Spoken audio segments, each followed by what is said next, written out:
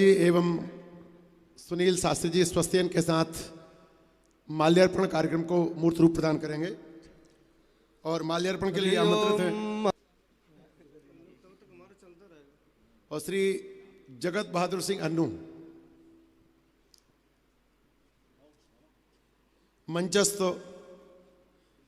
संत विद्वानों का पुष्पहार एवं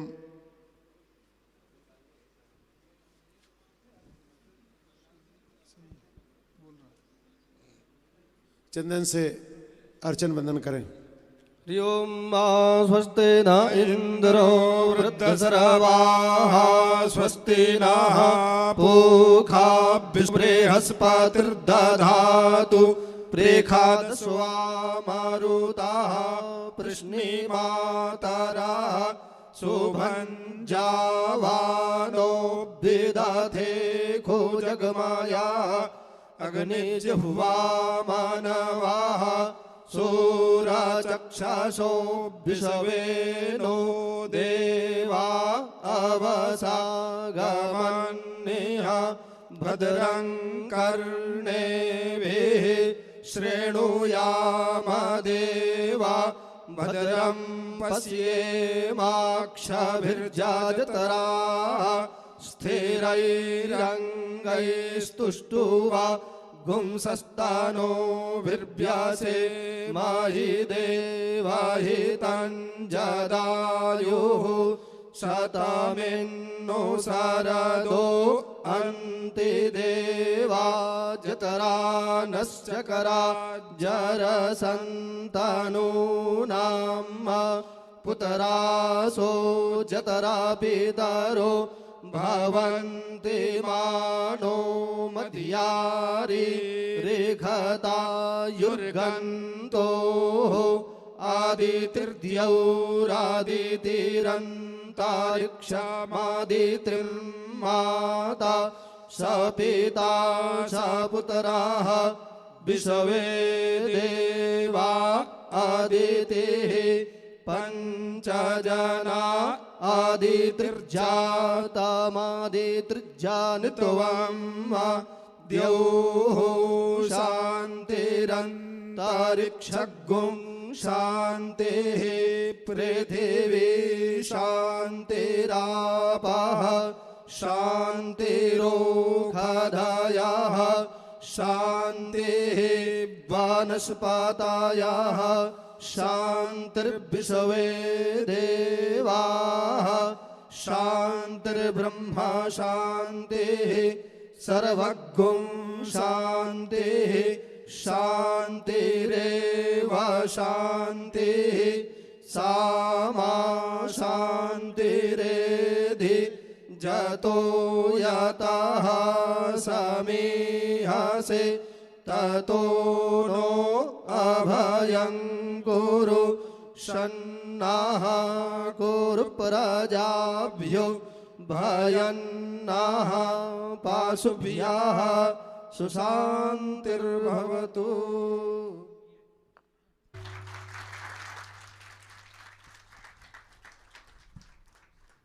श्री शिव स्तुति परक नव्य भव्य दिव्य गीत की प्रस्तुति अभी कुमारी दिव्या पटक के द्वारा यहाँ पर हुई और इस बालिका ने बहुत सुंदर ढंग से प्रस्तुतिकरण किया।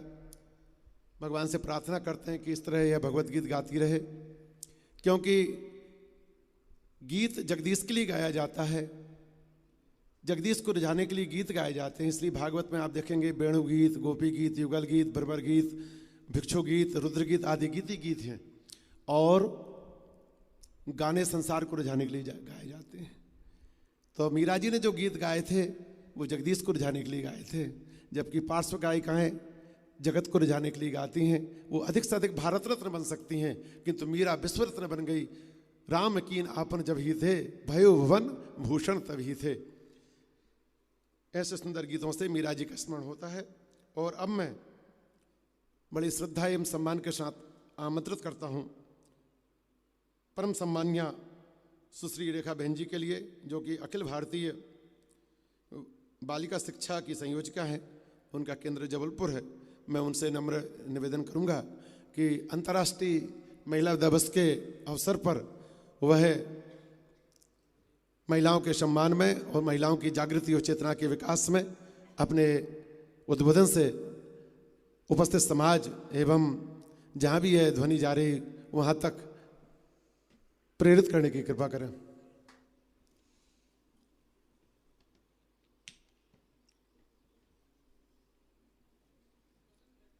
बैठिए।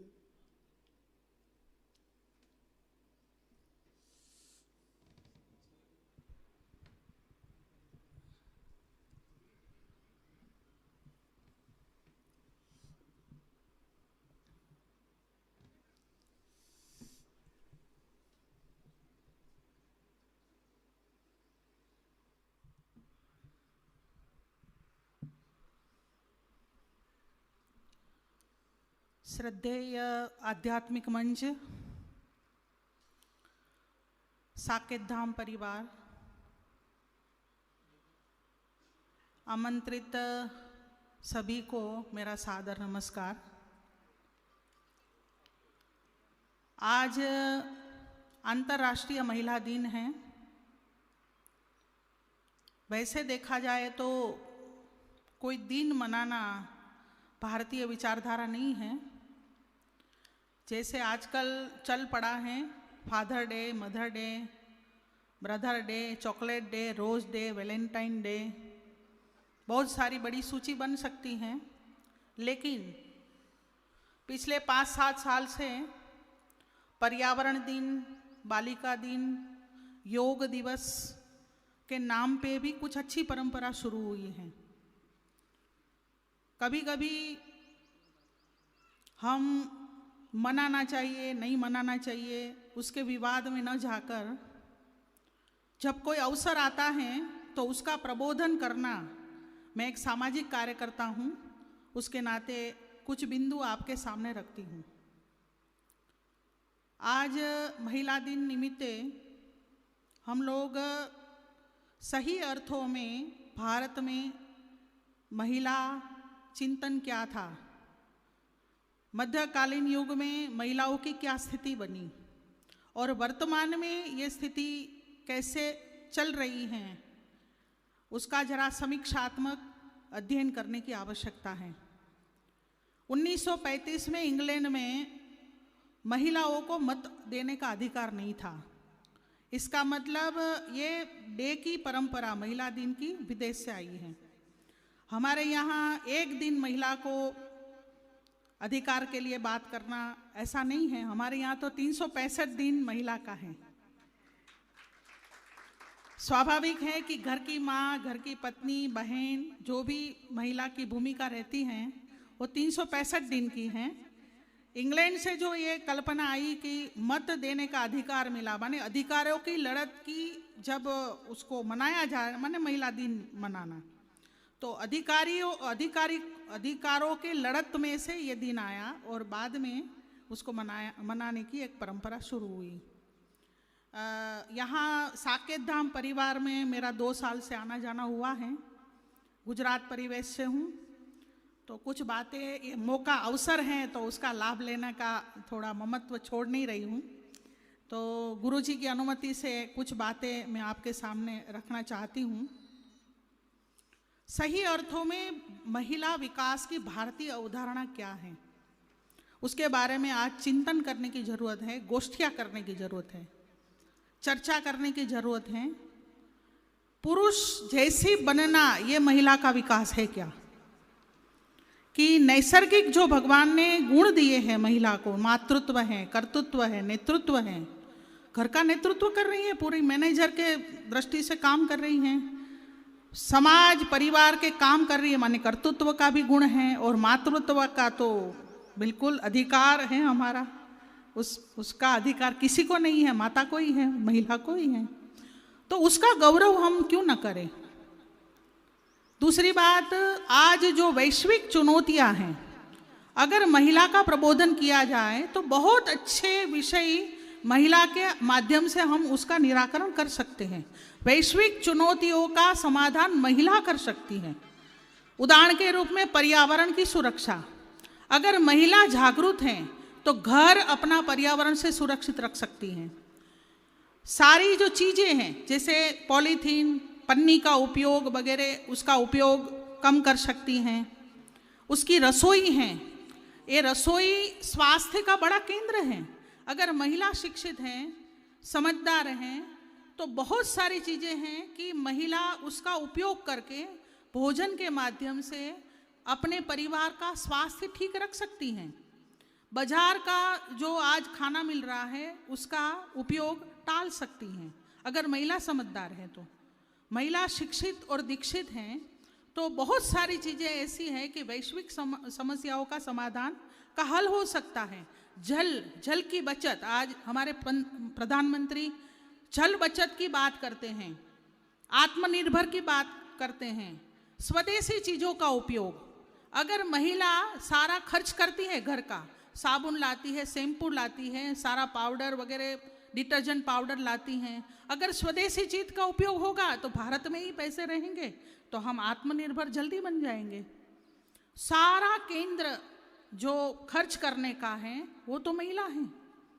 बच्चों को संस्कार देना है, उसका अधिकार तो महिला के पास है। हम कहते हैं कि 16 संस्कारों में से 11 संस्कार तो हमारे 6 साल के आयु में हो जाते हैं, तो 11-12 साल तक महिला के पास, माँ के पास तो बच्चा ज़्यादा रहता है। तो महिला जितनी समझदार सुशिक्षित होगी वैसा बच्चा संस्कारी होगा। आज जो उपभोगवाद बढ़ रहा है, भौतिकता बढ़ रही है, तो मित व्ययी जीवन शैली बच्चों को सिखाने का दायित्व तो महिला के पास है, माँ के पास है। तो बहुत सारी आज जो समस्या है उसका निराकरण अगर महिला का प्रबोधन किया जाए, महिला की समझ विकसित की जाए, तो मुझे लगता है कि बहुत हम देशभक्ति का काम करेंगे, जिसको कहते कृतिशील देशभक्ति। देशभक्ति माने बॉर्डर पर बंदूक लेकर, पिस्तौल लेकर हम बॉर्डर पर रक्षा करें, ये ही देशभक्ति नहीं है। घर में भी हम देशभक्ति का भाव जागरण कर सकते हैं। दूसरी बात, महिला स्वयं सशक्त हैं। महिला का सशक्तिकरण हो ही नहीं सकता। महिला का सशक्त है ऐसा जागरण करना चाहिए, शिक्षा देनी चाहिए।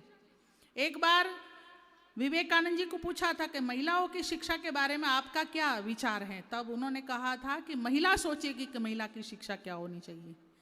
माने पुरुष उसका संरक्षण नहीं कर सकता, सुरक्षा नहीं कर सकता, महिला को खुद तैयार होना चाहिए कि महिला खुद अपनी सुरक्षा करे।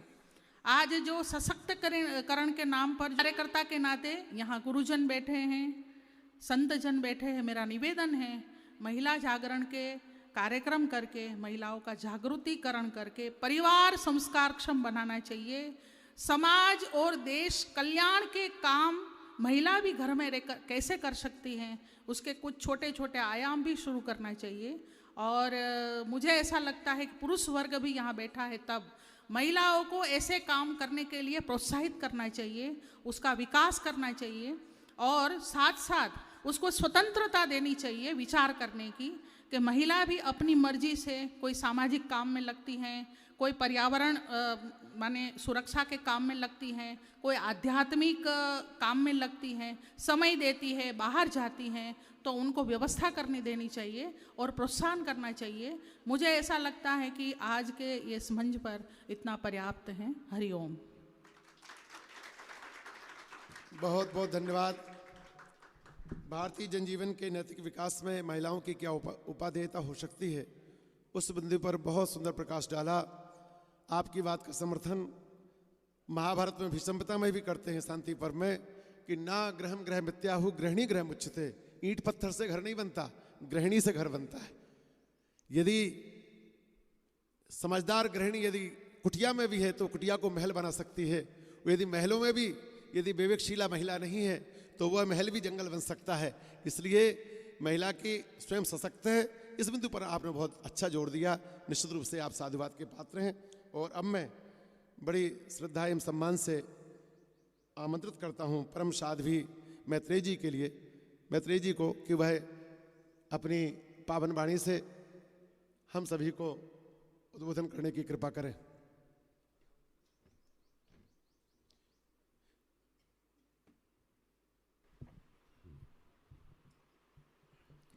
ओम गुरु ब्रह्मा गुरु विष्णु गुरुदेवो महेश्वरा गुरु साक्षात परम ब्रह्म तस्मै श्री गुरुवे नमः। सर्वप्रथम यहाँ उपस्थित मैं बाबा जी श्री के श्री चरणों में कोटि नमन करती हूँ और यहाँ विराजमान संत वृंद को प्रणाम करती हूँ। साकेत धाम में उपस्थित सभी भगवत जन, उनके हृदय में विराजमान उस परम नारायणी को भी नमस्कार करती हूँ। आज उस नारायणी को ही नमस्कार करती हूँ क्योंकि आज अभी आपने सुना महिला दिवस है। अब महिला दिवस सिर्फ वाकई एक दिन का नहीं होता, 365 दिन बिना महिलाओं का नहीं चलता। मैंने शुरुआत में ही मंत्र मैंने बोला, गुरु ब्रह्मा गुरु विष्णु। माँ हमारी ब्रह्मा भी हैं, सृष्टि जननी भी, और पालन करता भी है, और समय पड़ता है तो हमें डांट फटकार संहार भी हमारा करती है। कहते हैं कि भगवान ने मनुष्य और पशु में बहुत सारी समानताएं दी हैं और एक विशेषता भी दी है मनुष्य में। हम नारियों में जितनी भी नारियां हैं, एक विशेषता दी है। पशु भी जन्म देता है बच्चे को और मनुष्य भी, नारी भी, लेकिन एक विशेषता ये है कि हमारे अंदर एक बुद्धि दी है और पशु के अंदर वो बुद्धि प्रधान नहीं होता। जन्म तो सभी पशु पक्षी जीव कितने भी, चाहे जलचर हो चाहे नभचर हो, कोई भी हो, सभी जीव बच्चे को जन्म देते हैं और लालन पालन करते हैं। लेकिन मनुष्य योनि ऐसी है जो माँ जन्म तो देती है लेकिन संस्कार भी देती है, संस्कृति से हमें अवगत भी कराती है और ये बताती है कि तुम्हारा ध्येय क्या है, तुम्हारा उद्देश्य क्या है, इस समाज के लिए, इस घर के लिए, इस राष्ट्र के लिए क्या उद्देश्य है। मनुष्य में जो 3 चीज़ें होती हैं, हार्ट, हेड और हैंड, मतलब कि आपका बोधयुक्त जो ज्ञान हो, आपका ऐसा डाउटलेस नॉलेज हो, आपको जो बोध हो, जो ज्ञान हो, वो आपका डाउटलेस नॉलेज हो आपको, और जो आपका हृदय में जो भाव हो, निस्वार्थ की भाव हो, जिससे कि आप सेवा कर सकते हो, और जो आपका जिस हाथ से हम कर्म करते हैं निस्वार्थ भाव से हम कर्म करें। कहने का मतलब है कि गीता का मुझे एक श्लोक याद आ रहा है, दूसरे अध्याय का, कि ध्यायते विषयान पुंस संगस्तेषु उपजायते।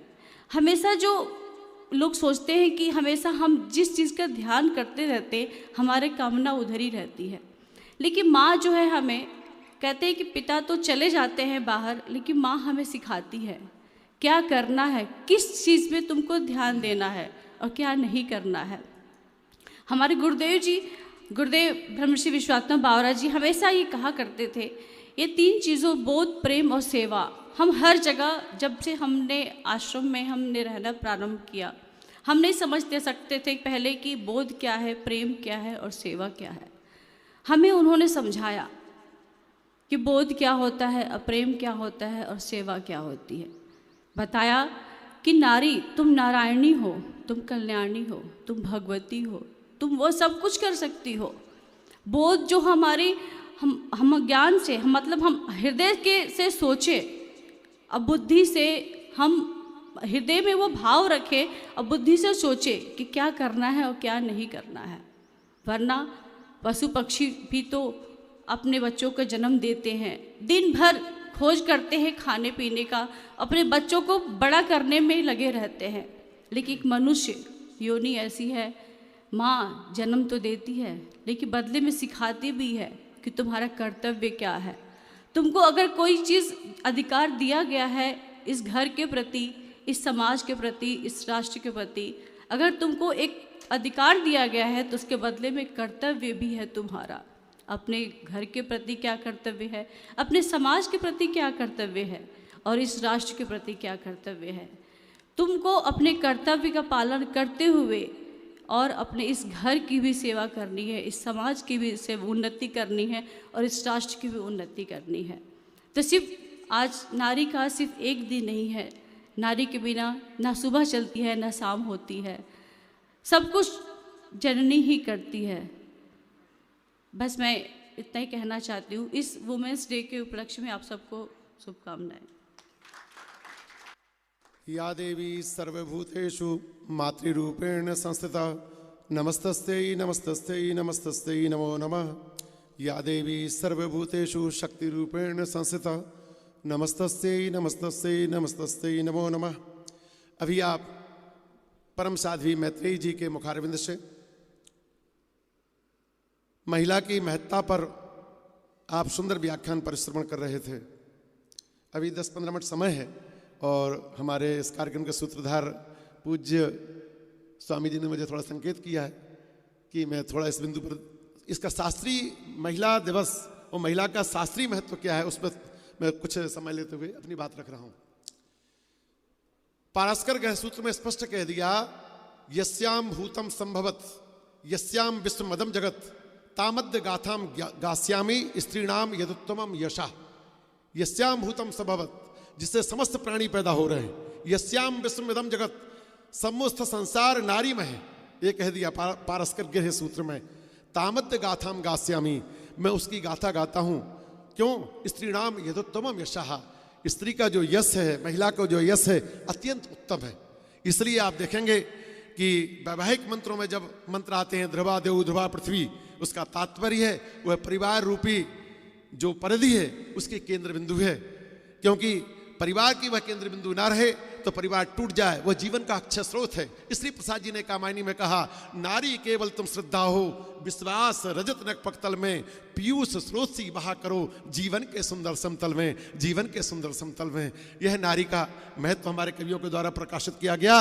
और यहाँ तक कह दिया नारी के कई रूप हैं, माता का रूप है, पत्नी का रूप है, बहन का रूप है, पुत्री का रूप है, ये सब रूप, और समाज सेविका का रूप है, साध्वी का रूप है, ये सब रूप ममत्व और करुणा से भरे हुए हैं। इसलिए कहा गया महाभारत में पुनः भीष्म पितामह कहते हैं, नास्ति मात्र समाछाया, नास्ति मात्र समः प्रिया, नास्ति मात्र समम त्राणम, नास्ति मात्र समगुरु। ना तो माँ के समान छाया हो सकती है, ना माँ के समान कोई प्रिय कर सकता है, और ना माँ के समान कोई रक्षा कर सकता है, और ना माँ के समान कोई गुरु हो सकता है। और केवल माँ के लिए नहीं कहा, भीष्म पितामह जिनको पत्नी नहीं थी वो पत्नी का महत्व प्रकाश डालते हुए कहते हैं कि नास्ति भार्या समो बंधु, नास्ति भार्या समः प्रिया, नास्ति भार्या समालोके सहायो धर्म संग्रह। ये पत्नी का रूप, भार्या का रूप उन्होंने बताया। और की तो बात क्या करें, श्री दशरथ जी का वाल्मीकि रामायण में वाक्य है, वह वाक्य कितना अच्छा है कि उन्होंने स्पष्ट कह दिया कि हे कैकेयी, जिस कौशल्या के बालक को तू बाहर भेज रही है उस कौशल्या का स्वरूप क्या है जानती है तुम? ये भारतीय पति का उस रात्रि में दिया गया हुआ सबसे बड़ा महिला सम्मान है। यदा यदा च कौशल्या दासी वच सखी वच भार्यावद भक्नी वच मात्र बच्चों प्रतिष्ठति। हे कैकेयी, वह घर की सेवा अनुचरी की भांति करती हैं। यदा यदा च कौशल्या दासी वच सखी छे, मेरे साथ सखी का व्यवहार करती हैं। इसलिए अत्रेय ब्राह्मण में कह दिया, सखा ही जाया। पत्नी कौन है? कोई हमारे यहाँ दासी है, नौकरानी नहीं, सखा है। सह खेलती सह खादती, जो साथ में खेलती है, साथ में हमारे भोजन बनाती है, और साथ में अलग अलग पात्रों में खाती है, साथ में नहीं खाती, अलग अलग पात्रों में खाती है। दासी वच सखी वच भार्यावद, भार्या तो है ही, और दो शब्द इतने विशेष दे दिए जो पत्नी को नहीं दिए जाते किंतु दशरथ जी दे रहे हैं। भार्यावद भगनी बच्चे मात्र बच्चों प्रतिष्ठति, मात्र बच्चों भी हमने मान लिया, क्योंकि नीति शास्त्र में कह दिया कि कार्येषु मंत्री, कर्णेषु दासी, भोज्येषु माता, शयनेषु लक्ष्मी, धर्मानुकूला क्षम्या धरित्री, खाड्गुण्य मित्रति पतिव्रताम। नारी जब आप कोई कार्य करें तो मंत्री की भूमिका निभाती है। कर्णेषु दासी, कान में जैसे कोई वाक्य पढ़ता है जैसे अनुचरी सक्रिय हो जाती है, ऐसे घर के कार्यों के लिए सक्रिय हो जाती है। भोजन के समय माँ की भूमिका में रहती है, और शयन के समय लक्ष्मी की भूमिका में रहती है। धर्मानुकूला, धर्म के अनुकूल चलती है, और धरती की भांति वह क्षमाधात्री है, क्षमा देने वाली है। ऐसी पत्नी को माँ कह देना ठीक है, किंतु पहली बार कहीं मिला है हमको एक प्रमाण कि पत्नी को बहन भी कह दिया है। भगनी बच्चे, दशरथ जी कह रहे हैं भगनी क्यों कहा? जैसे भगनी दूर देश में रहते हुए भी अपने भ्राता का अकारण हित चाहती है, ऐसे ही कौशल्या मेरा अकारण हित चाहती कह गई। ये इतना बड़ा सम्मान महाराज श्री दशरथ ने उस रात्रि में कौशल्या अम्बा के लिए दिया। इसलिए कहा जाता है, अच्छा महिला क्यों कहा गया? आज भारतीय राष्ट्रीय महिला आयोग क्यों बना? भारतीय औरत आयोग क्यों नहीं बना? भारतीय महिला आयोग क्यों बना? इस पर आपने विचार किया? महिला शब्द इतना महत्वपूर्ण है हमारे यहाँ। महिला किसको कहते? मही भावम। मही भावम कौन सा है? पूज्य भाव। मही भावम पूज्य भावम लाती या महिला, जिसको देखकर पूज्य भाव आ जाए उसको महिला कहा जाता है। ये महिला की परिभाषा है हमारे यहाँ।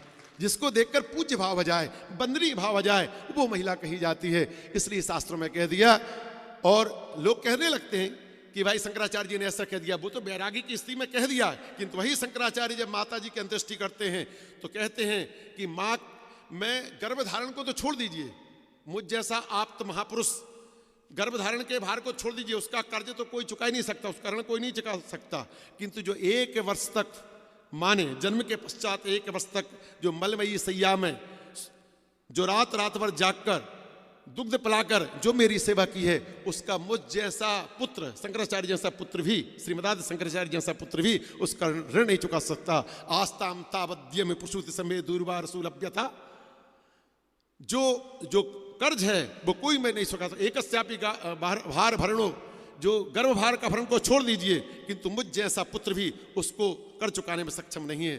तो ऐसी महिलाओं के सम्मान के लिए भारतवर्ष को भारत माता इसलिए कहा जाता है कि यहाँ पर महिलाओं का सम्मान होता है और अन्य देशों को नहीं कहा जाता। और माता का सबसे बड़ा रूप यही है कि वह विराट हृदय है। पर यदि माता का हृदय नहीं होता तो मानवता जीवित नहीं रहती। इसलिए कह दिया भगवान मनु ने, जिनको लोग पी पी कर गाली देते हैं और पानी पी पी कर गाली देते हैं, वही मनु कहते हैं यत्र नार्यस्तु पूजन्ते रमन्ते तत्र देवता। जहाँ नारी की पूजा होती है वहाँ देवता निवास करते हैं। तो वास्तव में भारत माता में नारियों की पूजा हो, इसी शुभकामना के साथ मैं अपनी वाणी को यहीं पर स्थगित करते हुए अब बड़े श्रद्धा एवं सम्मान के साथ आमंत्रित करता हूँ परम वंदनीय अर्चनीय। अब जो महात्मा बोलेंगे वो अपने अपने विषय पर बोलेंगे, थोड़ा बहुत बोल सकते हैं महिला दिवस पर, क्योंकि उनकी बाध्यता है। महिला तो महिलाओं पे बोलेगी, चूंकि मैं भी गृहस्थ हूँ, महिलाओं से जुड़ा हूँ, इसलिए मैंने महिलाओं से बोला। ये केवल माता तक जुड़े हैं तो इसलिए थोड़ा बहुत बोल सकते हैं और बाकी सब अपने विषयों पर बोलेंगे। अब मैं बड़े श्रद्धा एवं सम्मान के साथ आमंत्रित करता हूँ वेदांत के श्री मुक्तानंद जी गुरु जी के पावन पदारविंदों को कोई अपनी तेजस्वी तरुण तेजस्वी वाणी में हम सबको कृतार्थ करने की कृपा करें।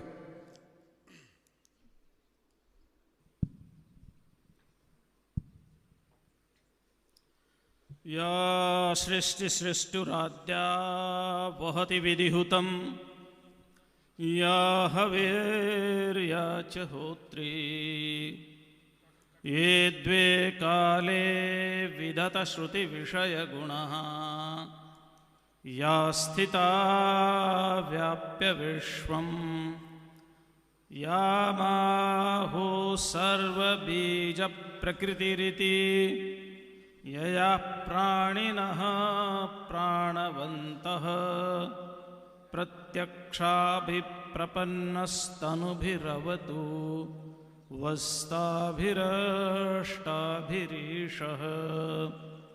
ॐ शान्ति शान्ति शान्तिः। मंच पर विराजमान माँ नर्मदा के पुत्र तपहपोत परम तपस्वी पूज्य बाबा जी महाराज, हमारे वंदनीय सम्माननीय परम तपस्वी परमहंस जी महाराज, इस समग्र कार्यक्रम के पुरोधा मानस मराल, भागवत भूषण, वेदांतविद,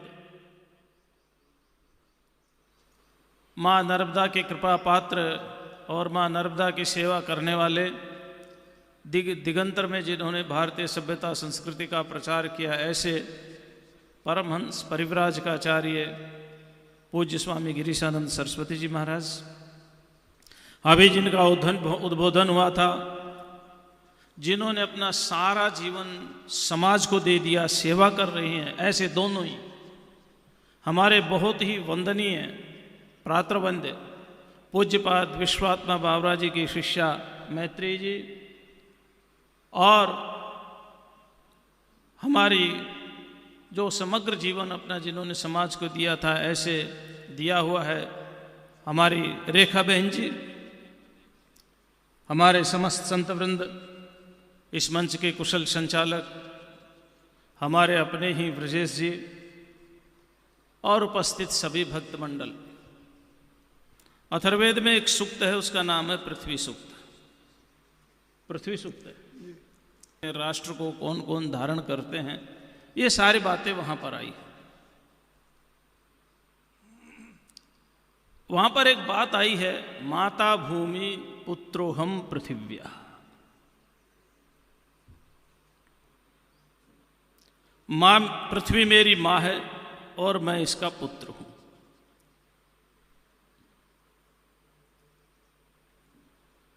अगर हम वेदांत की बात करें, जैसा आप कह रहे थे, जिस भगवान शिव जी के ऊपर हम बोल रहे हैं, आज जगतगुरु भगवान शंकराचार्य जी ने कहा है, शिवः शक्त्या युक्तः। शिव अकेले नहीं है, वे शक्ति से युक्त है। आचार्य शंकर ने एक बहुत सुंदर बात कही और उन्होंने ये जब सृष्टि का उन्मेष हुआ, प्रथम ईक्षण सो ऐक्षत एकोहम बहुश्याम प्रजायेय तदैक्षत सतपोत्यप्यत तपस्तप्त्वा मिथुनमुत्पादयत। ये सब वेद वचन है। तो वहां उन्होंने कहा अव्यक्त नामनी परमेश शक्ति, वो जो है वो परमात्मा की शक्ति है। बिना शक्ति के ये संसार उत्पन्न नहीं हो सकता। हमारे ब्रजेश जी हैं, मन संचालन कर रहे हैं। कदाचित किसी कारणवश अगर ये बोल ना पाए तो इनको कोई नहीं कहेगा इनके अंदर से राम जी निकल गए, इनके अंदर से कृष्ण जी निकल गए, इनके अंदर से शिव जी निकल गए। क्या कहेंगे? इनकी बोलने की शक्ति नहीं। मां आप कुछ नहीं कर सकते बिना शक्ति के, बिना मां के आप कुछ नहीं कर सकते। ये संसार ही शिव शक्त्यात्मक है, ये विश्व ही शिव शक्त्यात्मक है। और मां क्या कर सकती है? एक राजा ने एक कन्या के साथ विवाह के लिए प्रस्ताव दिया। कन्या ने कहा विवाह करूंगी लेकिन बच्चों का संस्कार मैं अपनी शर्त पर दूंगी। और उसने 3 बच्चे सन्यासी बना दिए। 3 लोरियां देती थी। आजकल तो लोरियां खत्म हो गई, अब तो पिक्चर के गाने आ गए।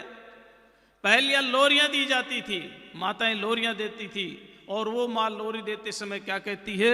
शुद्धोषि बुद्धोषि निरंजनोषि संसार माया परिवर्जितोषि संसार स्वप्नम त्यज मोह निद्राम मदालसाय मुवाच पुत्रम।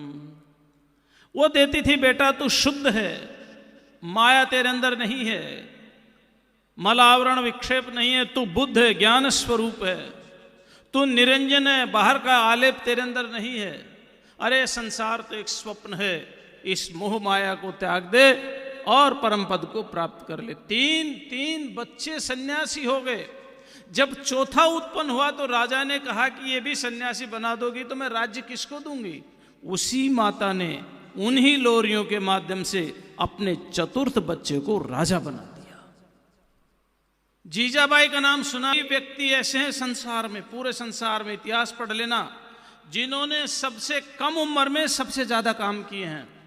एक तो आज जगत गुरु आद्य शंकराचार्य भगवान 32 वर्ष की उम्र में, जिस समय भारत, पाकिस्तान, बांग्लादेश, अफगानिस्तान ये सारा भारत का हिस्सा हुआ था, उस समय 3 बार पैदल चल के शास्त्रार्थ कर करके नास्तिकों का सर्वनाश करके और वैदिक धर्म का उद्धार किया था, जिनकी परंपरा में हम आज बैठे थे। और एक शिवाजी महाराज सबसे कम उम्र में सबसे ज्यादा युद्ध किए और कोई युद्ध उन्होंने हारा नहीं। वो किसकी देन थी? जीजाबाई कहती थी, बेटा ये जो क्षितिज तुम्हें दिखाई दे रहा है, क्षितिज देखा तुमने? ये जो क्षितिज दिखाई दे रहा है, जहां पृथ्वी और आसमान मिलता हुआ दिखाई दे रहा है, ये राज्य तुम्हारा ही है। इन यवनों ने जबरदस्ती छीन लिया है। वो मां के संस्कार थे, वो मां के संस्कार थे। और जिस समय भगत सिंह आजाद को फांसी हुई तो उसकी मां की आंखों में आंसू आए। भगत सिंह ने कहा, मां मैं देश के लिए कुर्बान हो रही, तुम रो रही हो।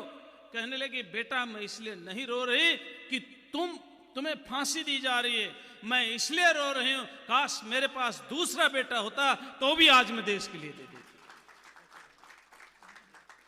ये माताओं के संस्कार हैं। माता निर्माता भवती, मां निर्माण करने वाली होती है। वो चाहे जैसे बच्चों का निर्माण कर सकती है। बच्चे का निर्माण मां ही करती है। अब हम वर्तमान की भूमिकाओं में नहीं जाएंगे क्योंकि हमारा सब्जेक्ट नहीं, ब्रजेश जी का सब्जेक्ट है ना। लेकिन माताओं का योगदान बहुत नहीं है। समाज निर्माण में माताओं का ही योगदान है। हम कहते हैं ना योग माताओं का बहुत योगदान नहीं, बहुत योगदान नहीं है, माताओं का ही योगदान है। पुरुष तो जैसा मां ने बना दिया वैसा समाज में काम कर रहा है। हम बोलने को तो बहुत कुछ बोल सकते हैं। हम भी कभी रेखा बहन जी की तरह समाज का बहुत काम किया और बहुत बोले हैं, सामाजिक विषयों पर, समसामयिक विषयों पर। ऐसा नहीं तब हम बाबा जी नहीं थे, बाबा जी तब भी थे, बाबा जी अब भी हैं। लेकिन अब थोड़ा सा ये जो विषय चल रहा है इस पर बोलते हैं। त्रैवेद्यम हृद्यम त्रिपुरहरमाद्यम त्रिनयनम जटाभारोदारम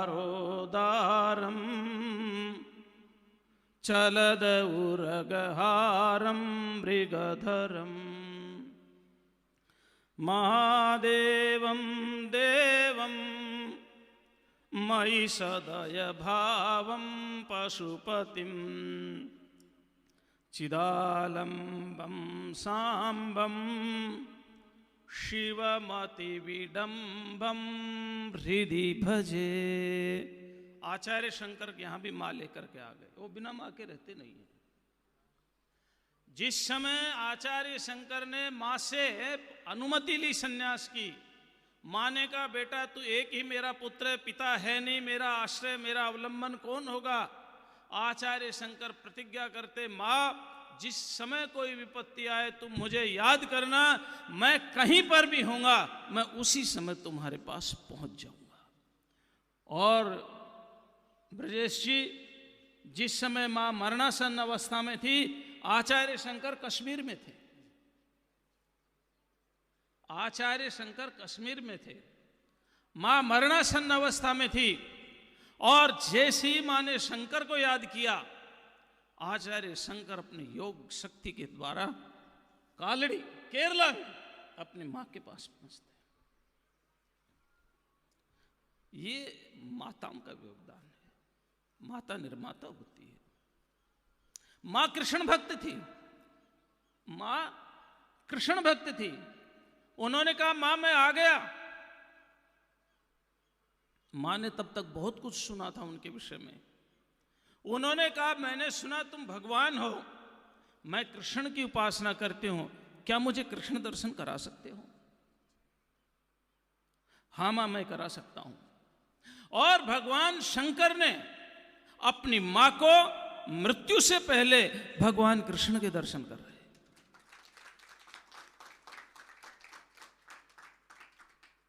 वही आचार्य शंकर लिखते हैं, मैं भगवान शिव को अपने हृदय में धारण करता हूं। कैसे? सांबम, अंबा सहित। अंबा सहित। चिदालंबम सांबम, अंबा के सहित उन भगवान शिव जी को मैं अपने हृदय में धारण करता हूं। कैसे हैं वो शिव जी? सुनिए। त्रैवेद्यम हृद्यम त्रिपुरहरमाद्यम त्रिनयनम। त्रैवेद्यम, देखो हम आपको शिक्षा की बात बताते हैं, क्योंकि ये बिना बताए ये त्रैवेद्य समझ में नहीं आएगा। शिक्षा निमित्त पूर्वक दी जाती है, बिना निमित्त के शिक्षा नहीं आती। अगर आपको गो सीखना है तो कोई गुरु बनाना पड़ेगा। अगर आपको 2 2 + 2 = 4 सीखना है तो आपको गुरु बनाना पड़ेगा। ऐसे ही संसार से पार होना है तो भी गुरु बनाना पड़ेगा। तो सबसे पहले शिक्षा किसने दी? कुछ शिक्षा, कुछ चीजें ऐसी होती जो स्वाभाविक होती है, और वो स्वाभाविक उस परमात्मा ने जीव की रक्षा के लिए बनाई है। जैसे कुत्ते के पिल्ले को आप पानी में डाल दो, उसको कोई तैरना नहीं सिखाता, लेकिन वो तैरने सीख जाता है। ये जो स्वाभाविक ज्ञान कुत्ते के बच्चे के अंदर आया है, ये परमात्मा ने उसकी जीवन की रक्षा के लिए दिया है, क्योंकि उसकी माँ उसको पानी में बचा नहीं सकती, लेकिन मनुष्य को नहीं मिला। ये क्यों? उसकी माँ उसको पानी से बचा सकती है। लेकिन जो शिक्षा है, जो वेद है, जो ज्ञान है, वह ज्ञान निमित्त से ही मिलता है, अर्थात गुरु परंपरा से ही हमें मिलता है। तो सबसे पहला गुरु कौन? कौन हमारा सबसे पहला गुरु? स एषः पूर्वेषाम अपि गुरु कालेना नवच्छेदात्। वह परमात्मा ही हमारा सबसे पहला गुरु है। क्यों? क्योंकि सब काल के अधीन हो जाते हैं, लेकिन परमात्मा कभी काल के अधीन नहीं होता। तो ये जो वेद का ज्ञान है, ये कहां से मिला? शास्त्रोनित्वात्। ये परमात्मा ने जिस समय सृष्टि रचना की, उस समय जीवों के कल्याण के लिए अग्नि वायु रविभ्यस्तु त्रयं ब्रह्म सनातनम दुदोह यज्ञ सिद्ध्यर्थम ऋग्यजुषाम लक्ष्यम। ये मनु महाराज ने कहा कि इस जीवों की रक्षा के लिए ये सृष्टि मैंने बना करके दे दी, जीव मैंने बना दिए, अब इस सृष्टि का उपयोग जीव कैसे करे और कैसे इस सृष्टि में रहते हुए मेरे को प्राप्त करे, ये दोनों प्रकार का ज्ञान सबसे पहले परमात्मा ने ऋषियों के अंतःकरण में प्रकट किया। अग्नि, वायु, आदित्य और अंगिरा, ये 4 ऋषियों के अंदर 4 वेद प्रकट किए। और ये ऋषियों ने वेद को बनाया नहीं, ऋषियों ने वेद को नहीं बनाया। ये जो मंत्र हैं, ये निरुक्त में कहा है ऋषयः मंत्र दृष्टारः, मंत्र को देखने वाले हैं, मंत्र निर्मातार नहीं है। इसीलिए यजुर्वेद में भगवान का एक नाम कवि है, कवि। कवि तो जो ये वेद का ज्ञान है, सबसे प्राचीन ज्ञान है। हमारे अभी चर्चा चल रही थी आते समय वेदों के ऊपर, हमारे ब्रजेश दीक्षित जी से। ब्रजेश जी, मैक्स मुलर ने लिखा, मैक्स मुलर ने, कि वेदाज आर सेफर्ड सॉन्ग। ये मैक्स मुलर का है कि वेद क्या गडरियों के गीत है। उनका पत्राचार महर्षि दयानंद सरस्वती से होता है। विषय बहुत लंबा है, मैं उस ज्यादा बहुत लंबाई में नहीं जाऊंगा, पूरा प्रकरण नहीं कहूंगा, लेकिन वही मैक्स मुलर अंत में लिखता है Rigveda is the oldest book in the library of the world. वही मैक्स मुलर कि ऋग्वेद संसार के पुस्तकालय में सबसे प्राचीनतम पुस्तक है।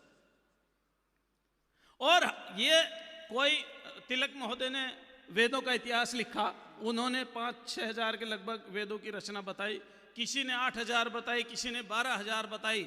लेकिन हमारी मान्यता है जब से सृष्टि है तब से वेद है, जब से परमात्मा है तब से वेद है, क्योंकि परमात्मा ज्ञान स्वरूप है और वेद ज्ञान को ही कहते हैं।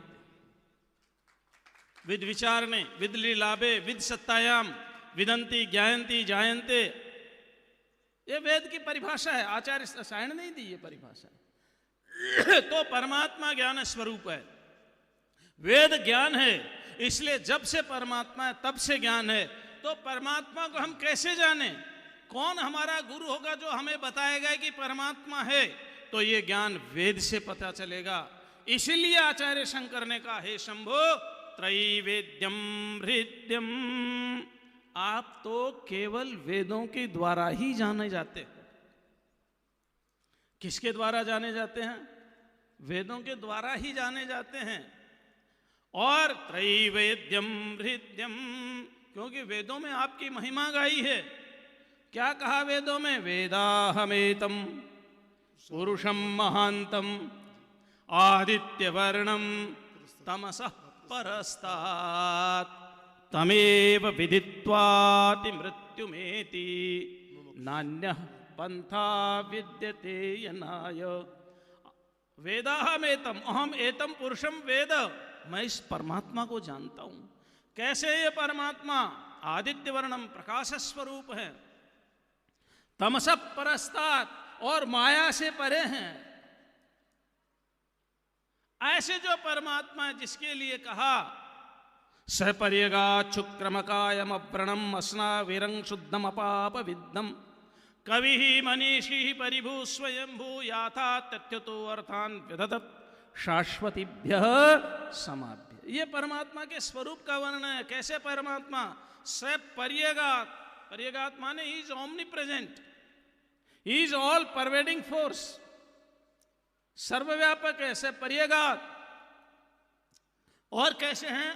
शुक्र बने, शुद्ध है, निर्मल हैं, वो निर्मल हैं, मोह माया से परे हैं, अविद्या से परे हैं, माया से परे हैं। अकायम, काया नहीं है उनको। जब काया नहीं है तो नसनाड़ी भी नहीं है, अश्नाविरम, नसनाड़ियां भी नहीं है। सपर्यगा शुक्रम अकायम अव्रणम, कोई घाव भी नहीं है उनको। ना तो उनको कोई फिजिकल शरीर का घाव है, ना कोई स्थूल शरीर का घाव है, ना सूक्ष्म शरीर का घाव है, ना कारण शरीर का घाव है, कोई घाव नहीं है। अव्रणम अश्नाविरम शुद्धम अपाप विद्धम, और नित्य पवित्र है, नित्य पवित्र है। कर्म, क्लेश, अविद्या, अस्मिता, राग, द्वेष, अभिनिवेश और कर्म क्लेश, उनका विपाक यानी फल, और उनका आशय यानी संस्कार, ये कुछ भी परमात्मा में नहीं है। ये बहुत लंबी व्याख्या हो जाएगी, त्रैविध्यम पर ही पूरा हो जाएगा, इसलिए आगे चलते हैं क्योंकि ये बड़ा भक्ति का है। तो त्रैवेद्यम, आप केवल वेदों के द्वारा जाने जाते हैं। भगवान शिव की महिमा वेदों में बहुत गाई है। और हम आपको बता दें, हमारे ब्रजेश जी राम के भक्त हैं, लेकिन ब्रजेश जी विष्णु सूक्त ज़्यादा हैं, रुद्र सूक्त कम है। हम आपको वेदों की बात बताते हैं। लेकिन अगर आप लोगों के लिए एक संक्षेप बात बताते हैं, थोड़ी सी बात, ताकि आनंद ले लें। देखिए, एक शब्द है परमात्मा। हम कृष्ण को क्या कहते हैं? भगवान कृष्ण कहते हैं ना, कृष्ण परमात्मा है, राम परमात्मा है, विष्णु परमात्मा है, शिव परमात्मा है। यानी परमात्मा कॉमन है और सब अलग अलग है। परमात्मा कॉमन है सब। जैसे भूख किससे मिटती है? भोजन से। भूख किससे मिटती है? तो रोटी क्या है, चावल क्या है, दही क्या है, चना क्या है, गेहूं क्या है, ये सब भोजन है। तो अब हम कहें भूख भोजन से ही मिटेगी। एक कहे नहीं जी भूख तो रोटी से मिटती है, एक कहे चावल से मिटती है। भाई रोटी भी भोजन है, चावल भी भोजन है, रोटी ही भोजन नहीं है, चावल ही, समझना। इसी तरह से कृष्ण भगवान परमात्मा है, राम परमात्मा है, विष्णु परमात्मा है, शिव परमात्मा है। परमात्मा कॉमन है, अर्थात परमात्मा है। अगर हम शिव के स्वरूप को कहें यही परमात्मा, ऐसी बात नहीं है। शिव भी परमात्मा है। राम के स्वरूप को लेकर के कहें यही परमात्मा, ऐसी बात नहीं है। राम भी परमात्मा है। कृष्ण के स्वरूप को लेकर के कहें कि यही परमात्मा है, कृष्ण भी परमात्मा है। ध्यान रखना, परमात्मा व्यापक है और राम, कृष्ण, शिव ये अपने अपने स्वरूपों में सीमित है। इस बात को ध्यान रखना। मैं शिव का उपासक हूं। मुझे भर्तृहरि का वो श्लोक बहुत अच्छा लगता है। वो कहते हैं केशव में और शिव में मैं कोई फर्क नहीं देखता, फिर भी मेरी सहजमती चंद्रचूड़ चरण में ही रमण करती है। तो ये बात ध्यान रखना, जब हमारे ब्रजेश जी आनंद लें तो आप मत सोचना अब क्या करें। शिव भी भगवान है, विष्णु भी भगवान है, ब्रह्मा भी भगवान है। अरे भागवत में ही कहा है, कई प्रसंग है, इसमें अत्रि मुनि का भी एक प्रसंग है। तो हम आपको बता रहे, हम थोड़ा आनंद लेते हैं उनके साथ। लेकिन शिव तो शिव ही आप जानते हैं, है ना। तो त्रैवेद्यम हृद्यम, हृदय किसे कहते हैं? आयुर्वेद में हृदय की अलग परिभाषा है, वेदांत में अलग परिभाषा है। वेदांत में हृदय उसे कहते हैं जिसके अंदर प्रेम भक्ति अपने आप उमड़ करके आए, अपने आप उमड़ करके प्रेम भक्ति आ जाए। जैसे शिव जी के कौन कौन भक्त हैं? संसार में ऐसा कोई प्राणी नहीं है जो भगवान शिव जी का भगत ना हो। महाराज जी, कोई राक्षस राम जी का भगत है? नहीं है, कोई नहीं है। कोई कृष्ण का भगत राक्षस नहीं, जबरदस्ती हाँ मत करो। लेकिन ब्रजेशी बोलो, नाम विभीषण जय जग जाना, विष्णु भगत विज्ञान निधाना। हाँ हाँ, क्या बात कही, क्या बात की। वो कब हुए भगत? जब विष्णु ने कहा मेरा भी कोई भगत होना चाहिए, तो उनकी जीभ पर सरस्वती बैठा है। जबरदस्ती भक्त बनाए हैं जबरदस्ती भक्त बनाए हैं कि कोई तो राक्षस भी भगत हो, उनकी जीभा पर सरस्वती बैठा दी है कि ऐसा ऐसा आप वरदान मांग लो। पूर्व जन्म से था धर्मरुचि नाम का वरदान मांग लो ऐसा ऐसा। लेकिन भगवान शिव जी ऐसे हैं जिनके राक्षस भी, असुर भी, देवता भी, दानव भी, मनुष्य भी, पशु पक्षी, कीट पतंग सब भगवान शिव की आराधना करते हैं। भूत प्रेत सांप बिच्छू सब भगवान शिव की आराधना करते हैं।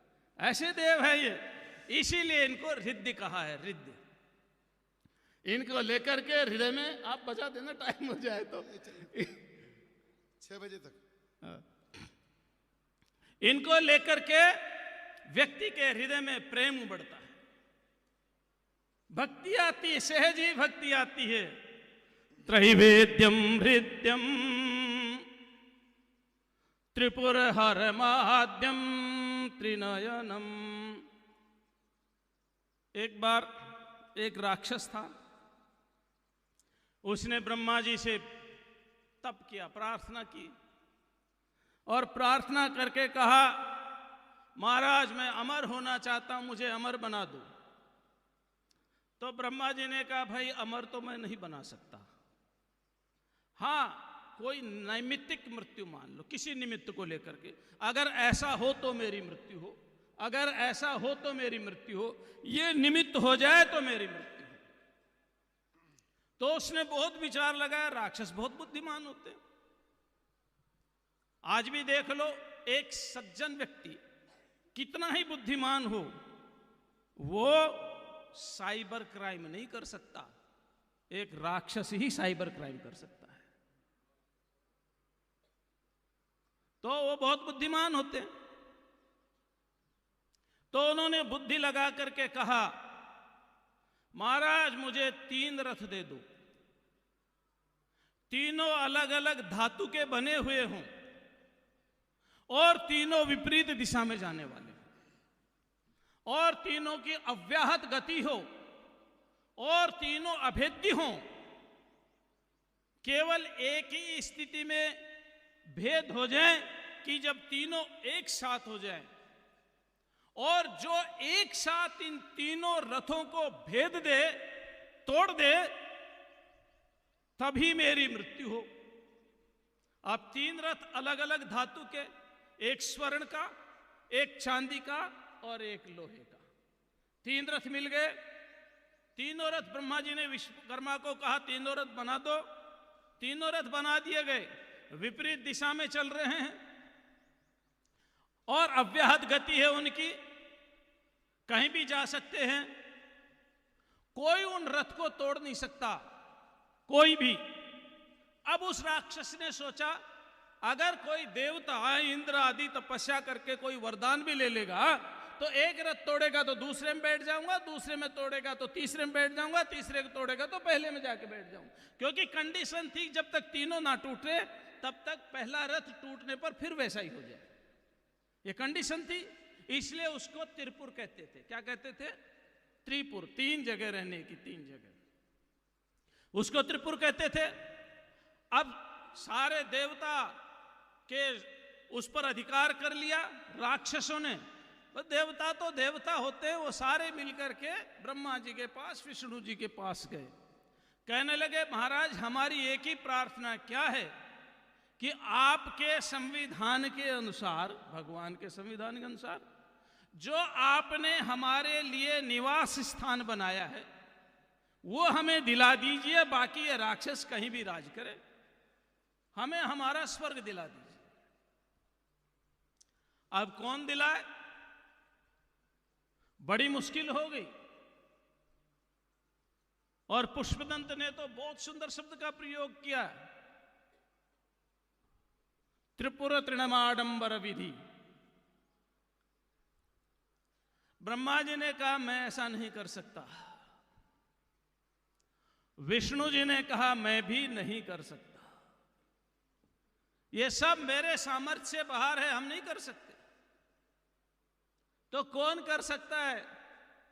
कहने लगे जो सर्वसमर्थ है वही कर सकते हैं। अब सर्वसमर्थ कौन है?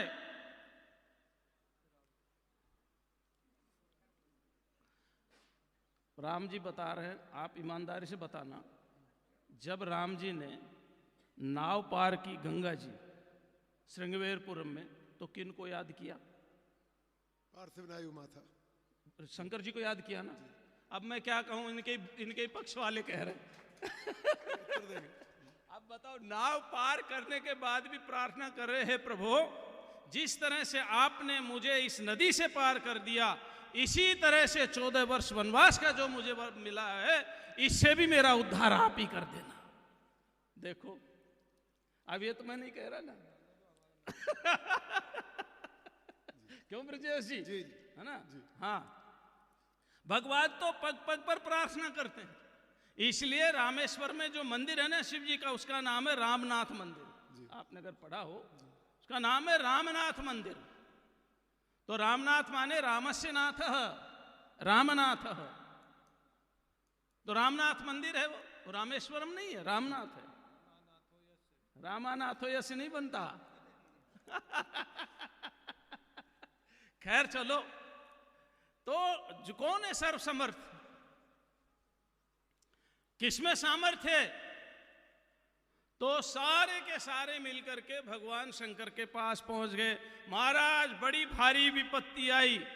भगवान शंकर ने सोचा ये जब इनके सामर्थ्य से कोई बात बाहर आ जाती, मेरे पास आ जाते हैं, अब इनको भी मैं रथ बना करके ही ले चलूंगा। तो एक दिव्य रथ का वहां पर वर्णन है, उसका वर्णन मैं नहीं करूंगा क्योंकि हमारे ब्रजेश जी बैठे हैं, इनके साथ बड़ा आनंद आता है, इनकी रेस्पेक्ट भी हमारी रेस्पेक्ट। बड़ा दिव्य रथ का वर्णन है। एक अतुलनीय रथ, एक अलौकिक रथ वहां तैयार हुआ और भगवान शंकर ने कहा चलो। और जैसे अभिजीत मुहूर्त आया, अभिजीत मुहूर्त में वो तीनों पुर जो हैं वो एक साथ एक दिशा में होते थे। जैसे ही अभिजीत मुहूर्त आया और भगवान शंकर ने एक बाण चलाया और एक बाण में तीनों पुर ध्वस्त हो गए, राक्षस मर गया। तो उसी के लिए कहा, हे प्रभु आपने त्रिपुरासुर का कैसे वध किया? त्रिपुर तृणमाडंबर विधि। एक सूखे तिनके को जैसे कोई तोड़ देता है, अथवा हाथी एक कमलनाल को जैसे पकड़ करके उखाड़ देता है, उसी प्रकार से एक ही बाण में आपने तीनों पुरों को ध्वस्त कर दिया। ऐसा भगवान शंकर त्रिपुर हर।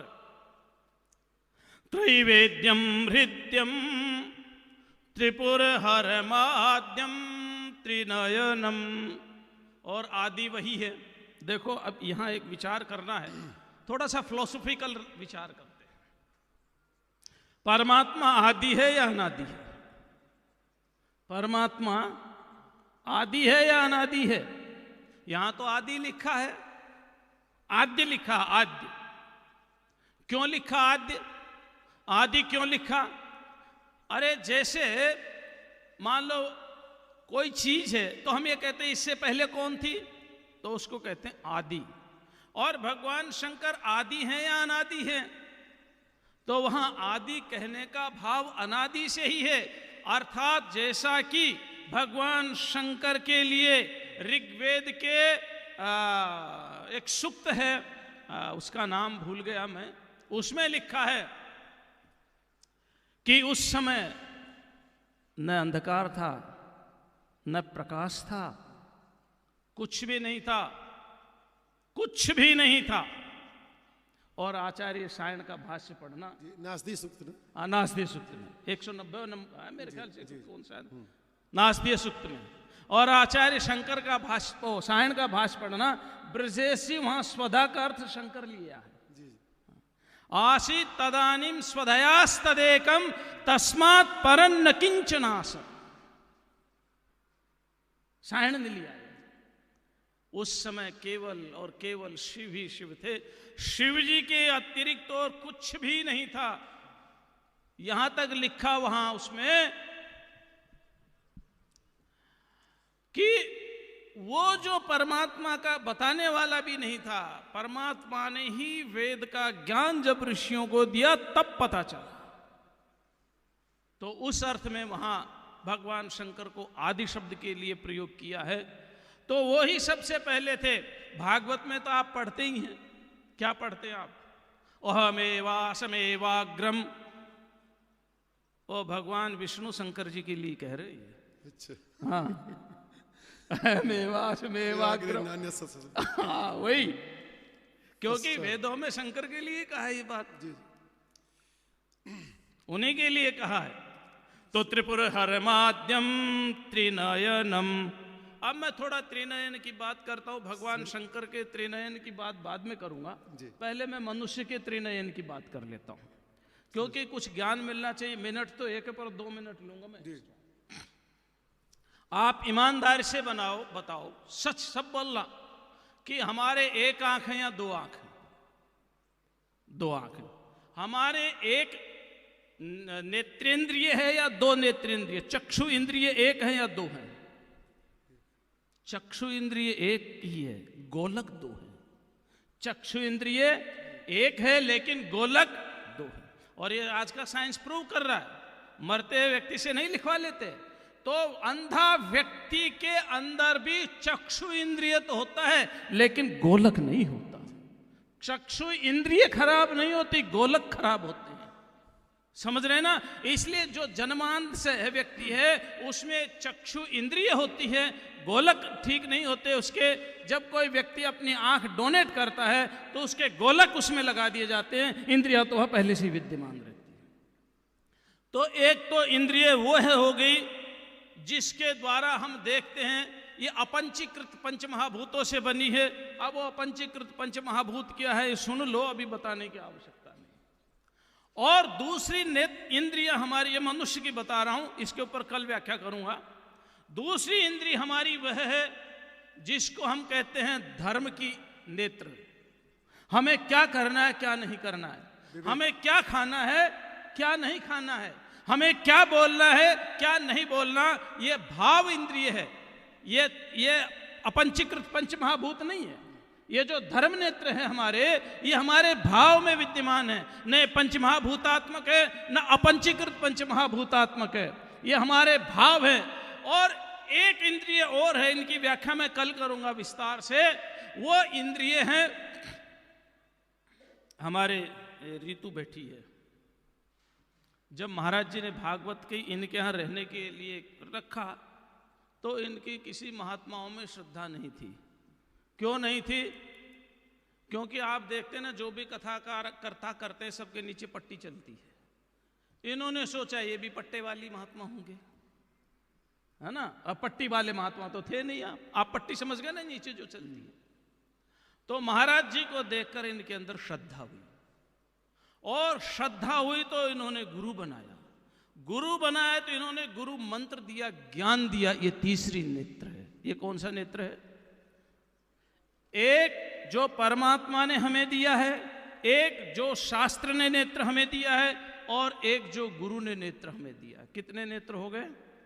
ये 3 नेत्र के नाम आज सुन लो, विस्तार से चर्चा कल करेंगे। और मातृ दिवस पर मैं सभी वेद माता से लेकर राष्ट्र माता तक और जननी माता तक जो आपका वक्तव्य रहा अत्यंत स्तुत्य एवं श्लाघ्य है। वास्तव में डॉक्टर जामदार जी विराजमान है। मंत्रेषु कर्माणि कवियो नान्य पश्यन् तानि त्रेतायाम बहुधा संततानि तान्याचरत नीतम सत्य कामा एस्वा पंता सुकृतस्य लोके। जाकी सह श्वास श्रुतिचारी, जब भगवान लेटे हैं तब उनकी सांस चली, ऐसा शास्त्रों में कहा, भागवत में भी कहा गया। और यदि आपके प्रक्षेपण के अनुसार कमल पर ब्रह्मा जी विराजमान है, एक रूपक है, तो तुरंत उन्होंने कमल पत्ते तोड़े मेरी दृष्टि में और उन चारों श्वासों का प्रक्षेपण करा लिया, अक्षरावतार। और वही अक्षरावतार चारों रूपावतार हो गए। वो कौन चार रूपावतार थे? सनकादि ऋषि, सनक, सनंदन, सनत कुमार, ये चारों ऋषि हो गए। इसलिए गोस्वामी जी कहते हैं रूप धरे जन चारों वेदा। तो ये वेदत्रयी है वस्तुतः, ज्ञान कांड त्रयी, चार तो वेद हैं, त्रयी क्या है? ज्ञान कांड, उपासना कांड और कर्म कांड, ये वेदत्रयी। इसके बाद महाराज जी ने बहुत अच्छी बात कही कि भगवान शिव का स्मरण राम जी करते हैं, किंतु राम जी का भी स्मरण भगवान शिव करते हैं। ये परस्परम भावयंतावाह गीता का जो श्लोक है, इस बात को हम नहीं कह रहे, इस बात को अंबा जी कह रही हैं। तुम पुनि राम राम दिन राती सादर जपहु अनंग अराती। ये आज मातृ दिवस पर जगदम्बा का ही वाक्य है। वो हमेशा उनका भजन करती रहती हैं। जहाँ तक आदि अनादि की बात है तो सब भगवान शिव का वाक्य है, राम अनादि परमात्मा भवानी। हे राम, हे उमा, अनादि यदि कोई परमात्मा है तो वो ही है। जहाँ तक परमात्मा की बात है तो ब्रह्मेति परमात्मेति भगवान इति शब्द थे, सभी को ब्रह्म कहा गया है। भगवान शिव को भी ब्रह्म कहा गया है, परमात्मा कहा गया, भगवान कहा गया है। राम को, कृष्ण को, विष्णु को, ये सब एक ही रूप है। आपके ही वाक्य में ये सब चीजें प्रकट हो गई हैं। इस तरह से एको विप्रा, हमारे बाबा जी कहते हैं ना, एका सद विप्रा बहुधा वतंती, एक ही परमात्मा कई रूपों में प्रकट हो जाता है। और अब मैं बड़े श्रद्धा एवं सम्मान के साथ आमंत्रित करता हूं इस कार्यक्रम के सूत्रधार, इस साकेत धाम के अधिष्ठाता, भागवत मनीषी, भागवत भूषण, मानस सम्राल, परम वंदनीय अर्चनीय स्वामी वर्य स्वामी गिरीशानंद जी सरस्वती जी के पावन पादारविंदों को कि अपनी सुमधुर और सुशास्त्रीय वाणी में हम सबको कृतार्थ करने की कृपा करें।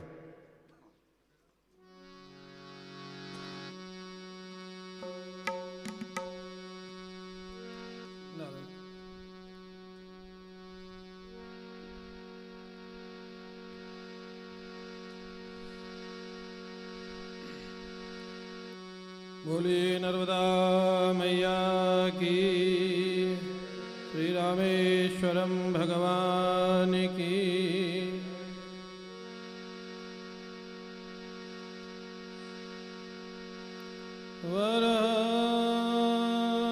वरपेडं नटवरवपु कर्णयोः कर्णिकारम् बिभ्रतवासः कनककपिशं वैजयन्तीं च मालां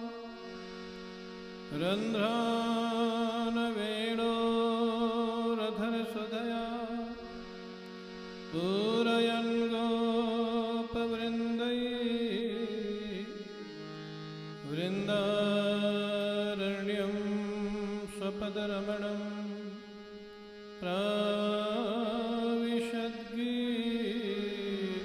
प्राविशद्गीतकीर्तिः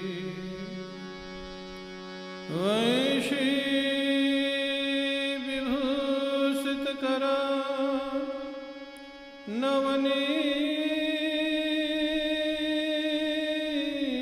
नवनीरदाभा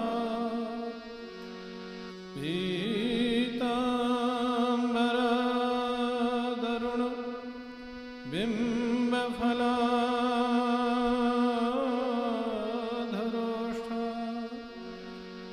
पूर्णेन्दुसुन्दरमुखा अरविन्दनेत्रा कृष्णात् परं किमपि तत्त्वमहं न जाने।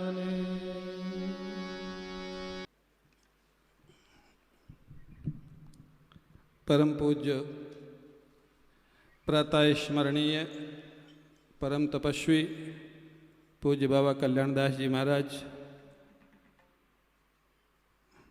परम विरक्त साक्षात शिव स्वरूप, जिनकी बड़ी कृपा हम सभी पर है, ऐसे परम श्रद्धेय परमहंसी महाराज, हमारे सहज सुहृद परम विद्वान दर्शन केशरी, हमारे अपने श्रद्धेय स्वामी मुक्तानंद जी महाराज, पूज्य संत वृंद, आदरणीय रेखा बहन जी, आदरणीय डॉक्टर ब्रजेश जी, डॉक्टर जामदार जी, धीरावाणी जी, समस्त समुपस्थित भक्तवृंद, भक्तिमती माताओं, आज हम सभी लोग महिला दिवस के रूप में ये स्वाभाविक ही सत्र संपन्न होने जा रहा है। योजना नहीं थी और हमको सुबह से पता भी नहीं था, बाद में पता लगा। आदरणीय रेखा बहन को फ़ोन किया तो उपलब्ध थी, मैंने कहा आप पधारें, कुछ बोलें। और मैत्री जी का तो अभी बुला के उनको कहा, उन्होंने सूचना दी कि आज से हम देवाचार्य जी नहीं आ रहे हैं, तो मैंने कहा फिर ठीक है, महिला दिवस है, आप बोलिए। तो सभी माताओं को हमारा नमन प्रणाम, क्योंकि माताओं का जो स्थान है, हमारे स्वामी जी ने बहुत सुंदर वर्णन किया, ब्रजेश जी ने वर्णन किया, रेखा बहन ने किया। संन्यास लेने के बाद भी अगर सन्यासी का पिता सामने आता है तो पिता सन्यासी पुत्र को प्रणाम करता है, और सन्यासी की माँ सामने आती है तो सन्यासी पुत्र अपने माँ को प्रणाम करता है। ये हमारे यहाँ महिलाओं का आदर है, इतना सम्मान। हाँ, भले शंकराचार्य पद पर क्यों न हो, इतना बड़ा सम्मान है। हमारे जहाँ शिक्षा जहाँ से प्रारंभ होती है वहाँ मातृदेवो भव पहले, उसके बाद पितृदेवो भव, आचार्य देवो भव। और महिला ही किसी को आगे बढ़ाने में बहुत बड़ा स्तंभ है। अगर वो विरोधी हो जाए तो उसको गिरा भी देगी, और सहयोगी हो जाए तो आगे बढ़ा भी देगी। ये माताओं का सब जगह रोल रहा है, हर प्रदेश में, हर क्षेत्र में। भगवान के साथ भी अगर सृष्टि करना है तो भगवान को योग माया कहें, ब्रह्म विद्या कहें, प्रकृति कहें, उसको स्वीकार करना ही पड़ता है। उसके बिना तो सृष्टि संभव ही नहीं है। भगवान श्री कृष्ण को रास लीला करना है तो श्री राधा रानी के बिना हो ही नहीं सकती, योग माया के बिना हो ही नहीं सकती। भगवान श्री राम को अगर अवतार लेना है तो भगवती जानकी जी के बिना आते ही नहीं। तो हमारे तो प्रारंभ से महिलाओं का इतना आदर सम्मान है। जैसे रेखा बहन ने कहा महिला दिवस, ये संस्कृति धीरे धीरे हमारी एजुकेशन में आ रही है, आना बहुत आवश्यक है। जिसको बहुत बदमाशी के साथ, चतुराई के साथ इसको अलग कर दिया था मोदी जी और उनके सहयोगी लोग, नई शिक्षा नीति में, जिसमें हमारी रेखा बहन का बहुत बड़ा सहयोग है, उसमें ये सारी बातें, संस्कार युक्त शिक्षा, जिससे इन बातों का। स्वामी जी कह रहे थे आपके राम जी के कोई राक्षस भक्त हुए हैं क्या? पहली बात तो रावण का भाई हुआ है, विभीषण हुआ, त्रिजटा हुई, और जो शिव जी के राक्षस भक्त हुए वो शिव जी की सेवा किए या उनको परेशान किया? ये भी आपने पढ़ा होगा। रावण ने सेवा किया कि बाद में परेशान किया उनको? क्या किया? कैलाश से उठा के घूमता था। हाँ, वो हिलते थे शिव जी ऊपर बैठे, उन्होंने दबाया तब नीचे रखा। ताली तो बजाओ अगर सही है तो।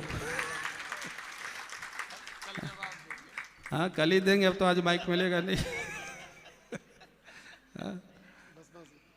बाणासुर, हाँ, बाणासुर को 1000 भुजाएं शिव जी ने दिया, और उसके बाद वो भागवत में कथा है, वो शिव जी से कहता आपने भुजाएं तो दे दी, लड़ने वाला कोई नहीं दिया। अब ऐसा व्यक्ति अगर भगत हो जाए लड़ने के लिए मांग, लड़ने वाला कोई नहीं दिया। एक बैठा, देखो शिव भक्त यहाँ बैठा, अच्छा चलो यहीं बराबरी कर लो, ये शिव भक्त है, वो राम भक्त है, उधर ब्रजेश जी राम भक्त है, ये शिव भक्त है, इसको कोई लड़ने वाला चाहिए रोज, क्यों? स्वामी जी से पूछ लो इन दोनों में इनको कौन सा पसंद है। इन्हीं से पूछ लो कि ये पसंद है कि वो पसंद है ज्यादा। देखो शिव जी के राम जी भगत थे तो भक्त ही पसंद आता है, तो हमें ब्रजेश ही पसंद आएंगे। अब ठीक है, नैयायिक भाषा में कुछ भी क्योंकि भगवान को तो भक्त पसंद आते हैं ना। जो भक्त के भक्त हैं वो हमारे भक्त, इसलिए वो तो विद्वानों की भाषा आप घुमा रहे हैं लोगों को। ब्रजेश जी नहीं कह रहे हैं अब। ब्रजेश जी का तो सिद्धांत दासानुदास, हाँ, दास के दास मतलब इनके सेवक हैं वो, ऐसा? हाँ, इनके सेवक के साथ भगवान शिव जी के भगत राम जी हैं, हाँ। राम जी के भगत ही हैं। हाँ। और ये तो सीधे ही हो गए, इनको कम पसंद किया। महाराज जी बाणासुर को भी चतुर्भुज बना दिया था। हाँ, बाणासुर बोलता है कि कोई लड़ने वाला नहीं दिया, तो शिव जी बोले भाई शक्ति दे दिया, कोई जरूरी रोज लड़ना, शांति से रहो, कोई मिलेगा तब लड़ जाना। वो कहता है कोई नहीं मिल रहा है तो तुम ही लड़ो। भगवान शिव से कहता तुम ही लड़ो।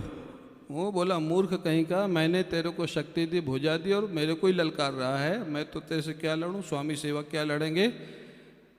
तो देख तेरे इस पताका जब झुक जाए तेरे महल की, तब सोच लेना तेरे से कोई लड़ने वाला आ गया है। रोज सुबह उठ के वो पताका देखता था कि झुकी कि नहीं झुकी, कोई मिला कि नहीं मिला। और फिर वो अनिरुद्ध को कैद कर लिया। फिर भगवान कृष्ण के साथ भयंकर युद्ध हुआ। भगवान कृष्ण ने उसकी भुजाएं काटनी प्रारंभ कर दी।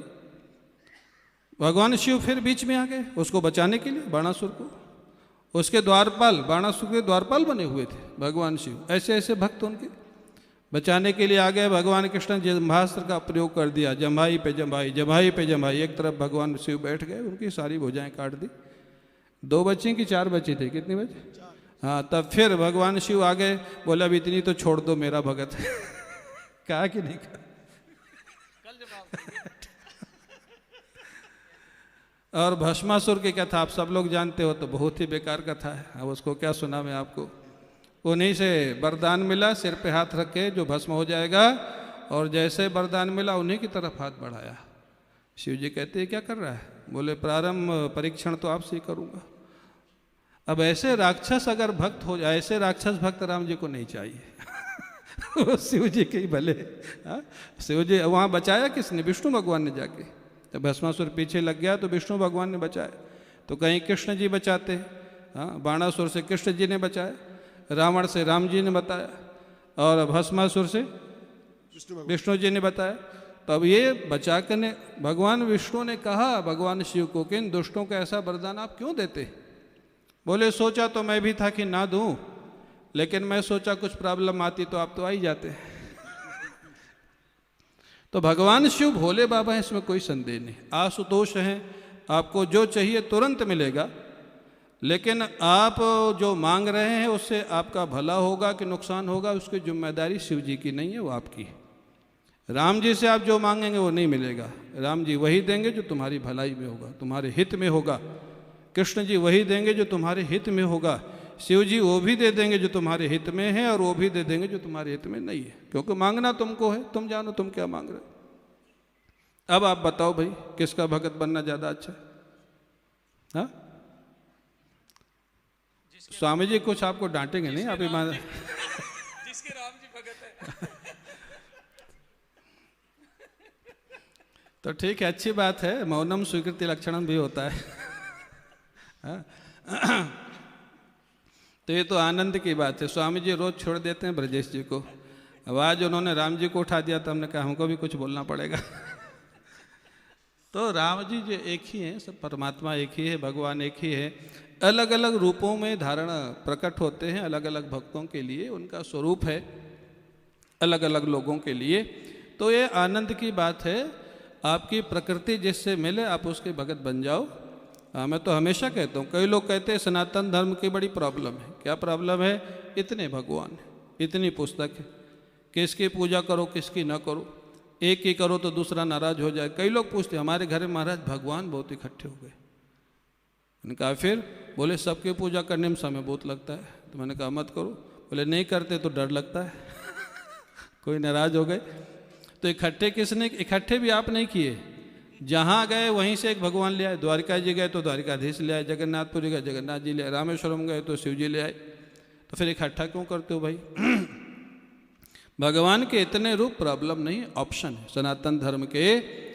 अगर आपका जीवन मर्यादित है, समय के पंक्चुअल हैं, हर काम व्यवस्थित ढंग से करते हैं, तो आपको राम जी अच्छे लगेंगे। वो भगवान राम जी बन के आए आपके लिए। आप अगर थोड़ा नटखट स्वभाव के हैं, हंसी विनोद ज़्यादा करते हैं, तो आपको भगवान कृष्ण अच्छे लगेंगे। वही भगवान कृष्ण जी आपके लिए बन के आए। आपको अगर माँ का प्यार चाहिए तो भगवती बन के भगवान आ गए, शक्ति चाहिए तो हनुमान जी बन के आ गए, बुद्धि चाहिए तो सरस्वती बन के आ गए।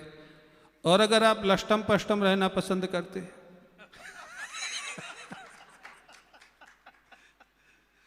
अगर आपको कहीं बभूत लगा है, कहीं माला पड़ी है, कहीं कपड़ा पड़ा है, कभी कपड़ा है कभी नहीं भी है जैसे, और कहीं बैग पड़ा है। कई बच्चे ऐसे नेचर मैंने देखा है, कई बच्चे यहाँ भी हमारे परिकार में कई बच्चे बाहर तो कपड़े पहन के बहुत अच्छे निकले, यही है एक इसका कमरा जाके देखो, हाँ कहीं जूठी थाली पड़ी है, कहीं गिलास पड़ा है, कहीं कपड़ा पड़ा है, कहीं कुछ पड़ा है। तो ऐसे व्यक्ति को भगवान शिव ही अच्छे लगते हैं, और शिव जी ऐसे भक्तियों के लिए प्रकट, भगवान उस रूप में प्रकट हुए।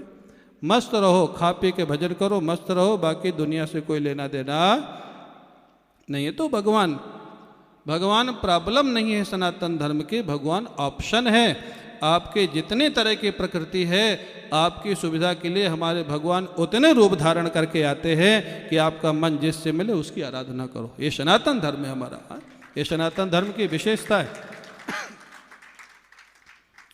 तो इसलिए और लेकिन ये जो हास्य विनोद है, हम कहते हैं दुनिया को लेके हंसी मजाक क्यों करना, चुटकुले क्यों करना भाई? हंसी विनोद करना तो भगवान को लेके करो, शास्त्र को लेके करो। काव्य शास्त्र विनोदेने कालो गच्छति धीमताम। बोले काव्य शास्त्र के विनोद में बुद्धिमान विद्वान लोगों का समय जाता है, और जो संसारी लोग हैं उनका फेसबुक में, पबजी में, इंस्टाग्राम में, व्हाट्सएप में, इसमें समय किसका जाता है? दुनिया वालों का। ऐसा लगे रहते हैं। 24 गुरुओं में डॉक्टर जामदार एक एग्जाम्पल आया है कि ध्यान कैसा होना चाहिए। तो वहाँ लिखा है कि ध्यान एक बाण बनाने वाला था। राजा की सवारी बैंड बाजे के साथ निकल गई, और उसको बाद में किसी ने पूछा राजा की सवारी गई? बोले नहीं, मेरे को नहीं बोला। उसी रास्ते से गई जहाँ पे वो बना रहा था। वो इतना ध्यान मग्न था अपने काम में कि कौन गया कौन आया पता नहीं लगा। ध्यान ऐसा होना चाहिए, एग्जाम्पल के रूप में दिया गया 24 गुरु में।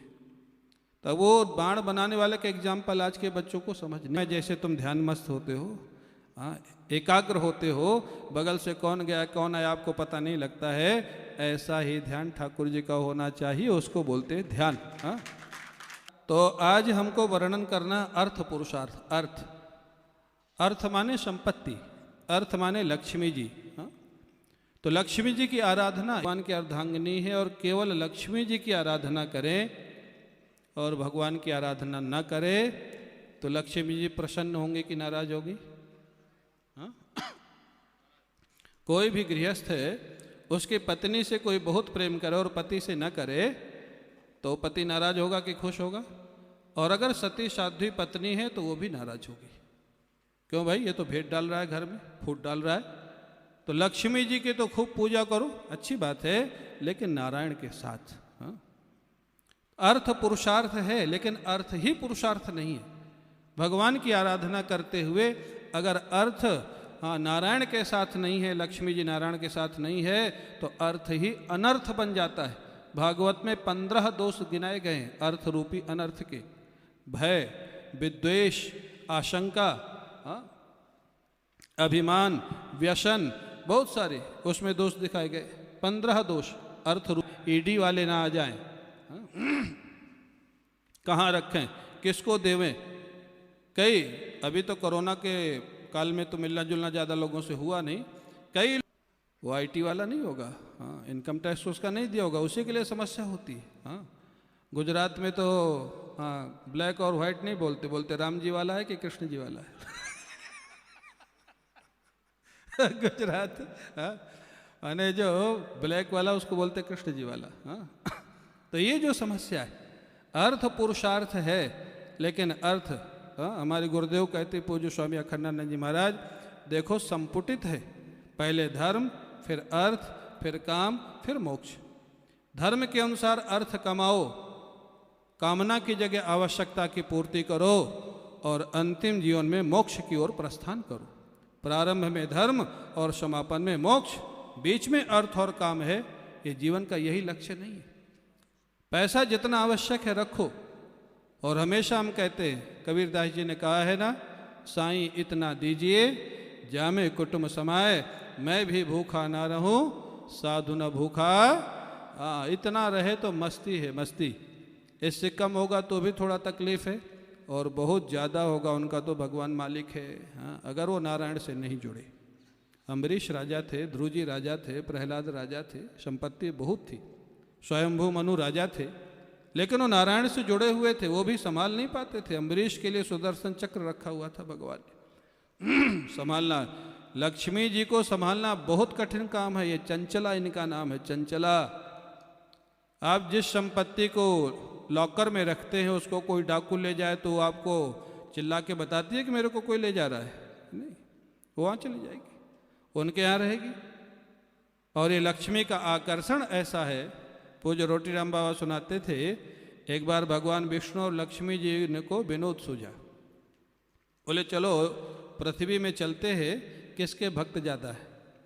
दोनों महात्मा का वेश बना करके आ गए। भिक्षा मांग के खाते थे। विष्णु भगवान महाराज भिक्षा पत्तल में खाते थे, और महाराज मिट्टी की वो अपनी झोली से सोने का बर्तन, सोने का गिलास, चम्मच सब निकालती, जिसके यहाँ भिक्षा होती भिक्षा करती, और वो बर्तन वहीं छोड़ाती थी। 1 महीने बाद विष्णु भगवान के निमंत्रण बंद होने लग गए। लक्ष्मी जी को टाइम देना मुश्किल हो गया, इतने निमंत्रण बढ़ने लग गए।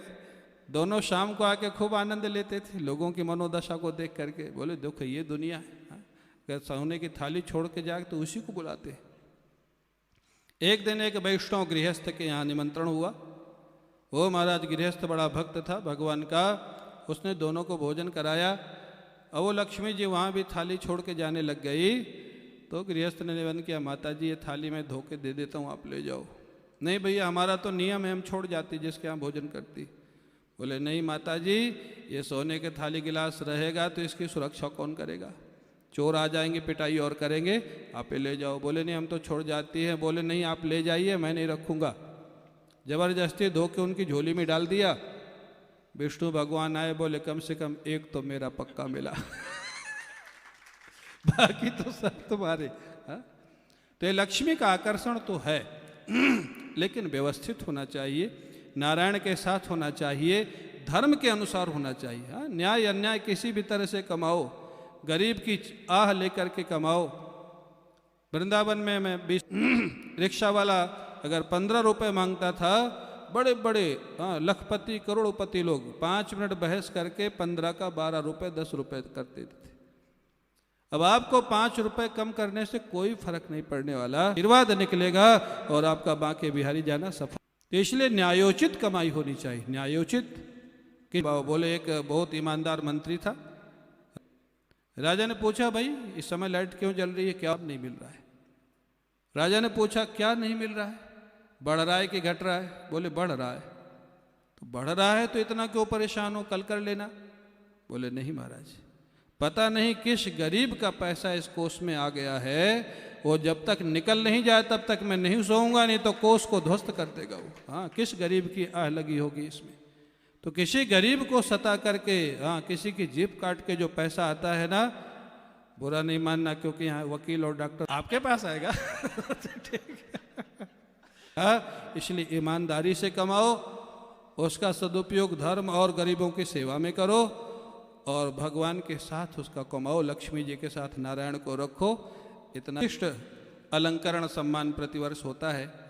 इस वर्ष हमारे गुरुदेव की स्मृति में जो हमारे पंजाब, हरियाणा और त्रिपुरा के लोग प्रेम से सब आवें, आनंद लेवें, और परसों तक यहाँ ये सत्र चलेगा। उसके बाद शिवरात्रि की आराधना होगी, और पंचकोशी परिक्रमा के विषय में अभी दुविधा है, इसलिए आप लोग अभी से मन बना के मत बैठ जाना, क्योंकि कोरोना थोड़ा बढ़ रहा है, तो उससे किसी को नुकसान हो ये हम नहीं चाहते हैं। तो पंचकोशी के लिए अभी तैयारी मत करना, आपको बता दिया जाएगा अगर होगी नहीं होगी, तो इसलिए उसके लिए सूचना है आपके लिए। अब हमारे ब्रजेश जी जैसा आगे चाहेंगे मंच संचालन करेंगे। बोले नर्मदा मैया की, नमः पार्वती पतये, हर हर महादेव। अर्थ पुरुषार्थ पर अत्यंत सुंदर प्रवचन अभी आपने पूज्य महाराज श्री से श्रवण किया। अर्थ के 15 दोष भागवत के अनुसार बताए पूज्य महाराज जी ने। उनके समन के लिए भागवत में ही एक उपाय बताया गया है कि अर्थ का 5 जगह बंटवारा कर दें। धर्माय यशेर्थाय कामाय स्वजनाय च। धर्म के लिए बराबर, यश के लिए, अर्थ के लिए, धन की वृद्धि के लिए, कामनाओं की पूर्ति के लिए और स्वजनों के लिए यदि आप 5 बंटवारा कर देते हैं तो अर्थ के जो 15 दोष महाराज जी ने बताए हैं उनका निरसन हो जाएगा। एक बात। दूसरा, अर्थ के 4 अर्थ हैं। अर्थ माने धन, अर्थ माने राजनीति, क्योंकि चाणक्य ने अर्थशास्त्र लिखा है, वहाँ धन की चर्चा नहीं, राजनीति की। अर्थ माने प्रयोजन और अर्थ माने तात्पर्य। तो जब हम काम पुरुषार्थ की बात करते हैं, अर्थ पुरुषार्थ की बात करते हैं, तो इसमें चारों अर्थों का भी समाहित करना पड़ता है। और जब इन चारों अर्थों को आप संभालेंगे तो आपका पुरुषार्थ चतुष्टय परिपक्व होकर निकलेगा। ऐसा पूज्य महाराज जी का संदेश। और अब मैं कार्यक्रम के सभापति परम वंदनीय अर्चनीय पूज्य बाबा जी के पावन चरणारविंदों को आमंत्रित करता हूं कि वह अपने अध्यक्षीय उद्बोधन से हम सबको कृतार्थ करने की कृपा करें।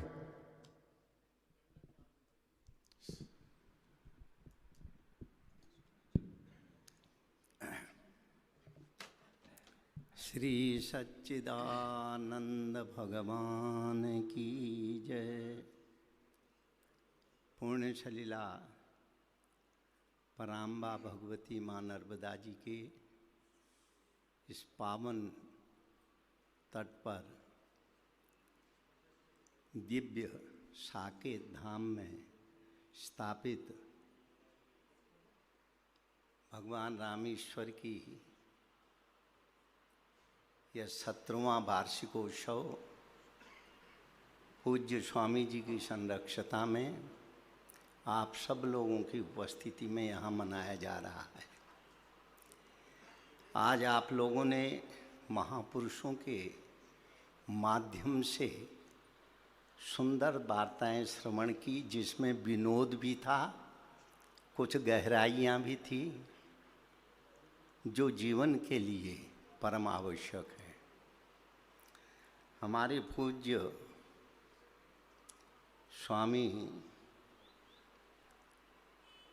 वेदांत केसरी जी ने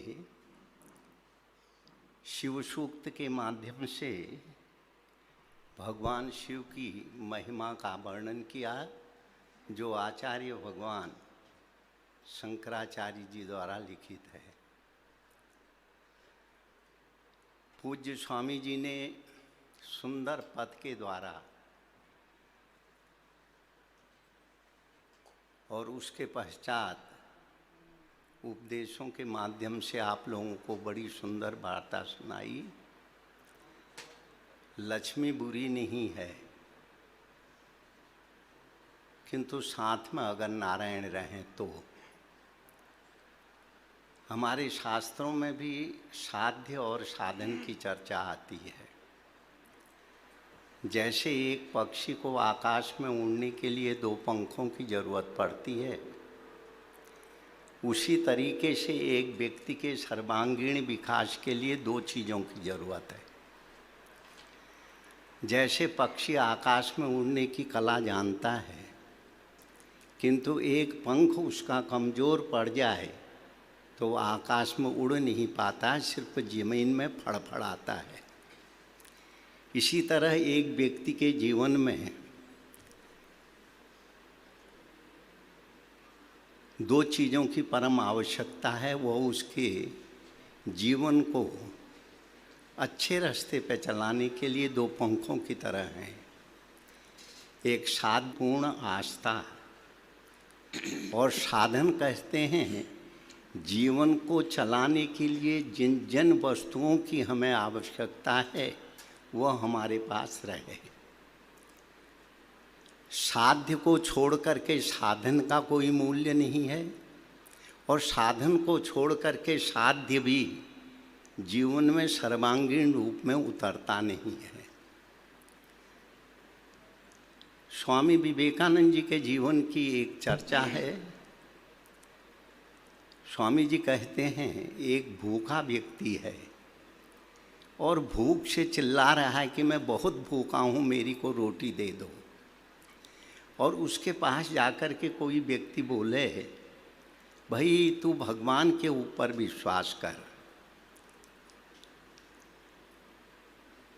अगर उसकी इच्छा होगी तो तेरे को रोटी मिल जाएगी, क्यों तू रोटी रोटी चिल्ला रहा है। वह व्यक्ति आपके इस आश्वासन भरे वचनों से संतुष्ट नहीं होगा। वह कहेगा अपने भगवान को तुम जहाँ रखना है रखो, मेरे को तो रोटी दे दो। अगर उस व्यक्ति को आपको भगवान के विषय में बताना है तो पहले उसको वृत्ति अंधविश्वास नहीं करती है, अंधविश्वास के ऊपर विश्वास भी नहीं करता है। क्योंकि भारतीय संस्कृति उस परंपरा का नाम है जो वास्तविक धरातल पर खड़े होकर के जीवन की समस्याओं को सुलझाती है। आज आरंभ करते हुए महिला दिवस का वर्णन आया। देखिए, भारतीय संस्कृति कभी भी नारी का अपमान नहीं करती है। हमें एक दिन मनाने की आवश्यकता नहीं, मनाया है उसको मनाना पड़ेगा कि जो शासन निर्देश देता है और जनता का कर्तव्य है उसका पालन करे। किंतु भारतीय संस्कृति में कोई क्षण, कोई मिनट, कोई भी पल ऐसा नहीं है जहाँ पे माँ का सम्मान न होता हो। आप देवी सूक्त में पढ़ें, देवी सूक्त के अंदर में माँ की व्यापकता का वर्णन किया गया है। या देवी सर्वभूतेषु विष्णु मायेति शब्दिता, फिर नमस्तस्ये या देवी सर्वभूतेषु चेतनत्य विधीयते, फिर नमस्तस्ये या देवी सर्वभूतेषु निंद्रारूपेण क्षुधारूपेण शांतिरूपेण लक्ष्मी रूपेण लज्जा रूपेण। जितनी भी हमारे जीवन में वस्तुएं हैं जिनको लेकर के हम जीवन को में चलते हैं, जो हमारे जीवन के कुछ प्रत्यक्ष रूप से जो हमारे सार्वजनिक आचरण में आते हैं या हमारे जीवन के व्यक्तिगत आचरण में आते हैं, उन सब में माँ भगवती के स्वरूप का वर्णन हम लोग शास्त्रों में और ग्रंथों में पढ़ते हैं। पढ़ते ही नहीं हैं, पढ़ना एक अलग बात है, यह हमारे जीवन की एक समरसता में आ गया है। देखो, कहीं पे भी हमारे अंदर में वेदना होती है तो हम माँ चिल्लाते हैं। यह मात्र भक्ति हमारे जीवन में है। जब हम पुराणों को पढ़ते हैं, महापुरुष की जीवन चर्चा पढ़ते हैं, जिस समय राम और रावण का युद्ध आरंभ हो रहा था, द्वैरथित युद्ध अंतिम निर्णयात्मक दौर में पहुंचा था, तो उस समय अगस्त्य आकर के राम से कहते हैं, राम पराम्बा भगवती का आवाहन करो, माँ की स्तुति करो। जब माँ तुम्हारे ऊपर प्रसन्न हो जाएगी, तुम्हें विजयी बना देगी। यही बात महाभारत के युद्ध में भी, जब अर्जुन का मोह समाप्त हो गया, नष्टो मोह स्मृति लब्धा, मेरा मोह नष्ट हो चुका है, करिष्ये वचनं तव, उद्घोषण हुआ, अर्जुन तैयार हुआ युद्ध के लिए। सबसे पहले कृष्ण कहते हैं, अर्जुन माँ पराम्बा की स्तुति करो। हमारे जीवन शैली में माँ के प्रति सम्मान है। कुछ लोगों में सम्मान सिर्फ दिखावा होता है। हम पश्चिम देशों में भी गए हैं, जहाँ तक हमने उसको पढ़ा और समझा, वहाँ हर वस्तु दिखावे के अंदर आती हैं। किंतु भारतीय मान्यताओं में, भारतीय परंपराओं में वो वास्तविक रूप के धरातल पर हैं। तो एक दिन तो ठीक है, शासन का कर्तव्य है, और फिर दूसरा क्या है, 800 वर्ष की गुलामी ने हम लोगों के मन को इतनी बुरी तरह से मत दिया है। अगर दूर से आई हुई वस्तु हमको आदर्श की तरह हम उसको स्वीकार कर लेते हैं, पर हमारे अंदर की जो चीज़ें हैं, हमारे देश के जो पर्व हैं, हमारी जो परंपराएं हैं, उसके प्रति हम सोचते हैं क्या ये ठीक है कि नहीं है। यह गलती हमारी नहीं, हमारे समाज की नहीं, यह 800 वर्ष की गुलामी का परिणाम है, जिससे हमको पल पल सशंकित कर रखा है। आज की चर्चा में हमारे पूज्य स्वामी मुक्तानंद जी ने बड़ी सुंदर चर्चा की शिव के विषय में। शिवत्व, शिवत्व किसी मूर्ति का प्रतीक नहीं है। शिवत्व उस बोध का नाम है जिसमें व्यक्ति पूर्णता की ओर अग्रसर हो जाता है, उस पूर्णता को जान लेता है, उस पूर्णता को समझ लेता है, और अपने जीवन में उस पूर्णता को आचरण में ला करके पूर्णता को प्राप्त कर लेता है। यही शिवत्व है हमारे यहाँ। उस उदाहरण में हमारे स्वामी जी ने बड़ी सुंदर बात कही, नासदीय सूक्त की बात की। बहुत छोटा सा सूक्त है। जिस समय सृष्टि अस्तित्व में नहीं थी, या हमारी भारतीय परंपरा में जो ध्यान की प्रक्रिया है, देखिए हम किसी मंत्र को जपते हैं, हमारा मन बाहर की ओर जाता है, अंदर की ओर जाता है, जिसमें हमारे संतों ने अनेक तरह की जो है बातें कही हैं। बाहर क्यों जावे बंदे, अंदर को ही ढूंढ ले, आदिक शब्दों में, सदुक्कड़ी भाषा में, जिसको गीता में भी भगवान ने अर्जुन को समझाते हुए इस बात को कहा है, ईश्वर सर्वभूतानां हृदयेर्जुन तिष्ठति। अर्जुन, बाहर जाने की आवश्यकता नहीं है, क्योंकि जब दोनों सेना के मध्य में रथ खड़ा हुआ,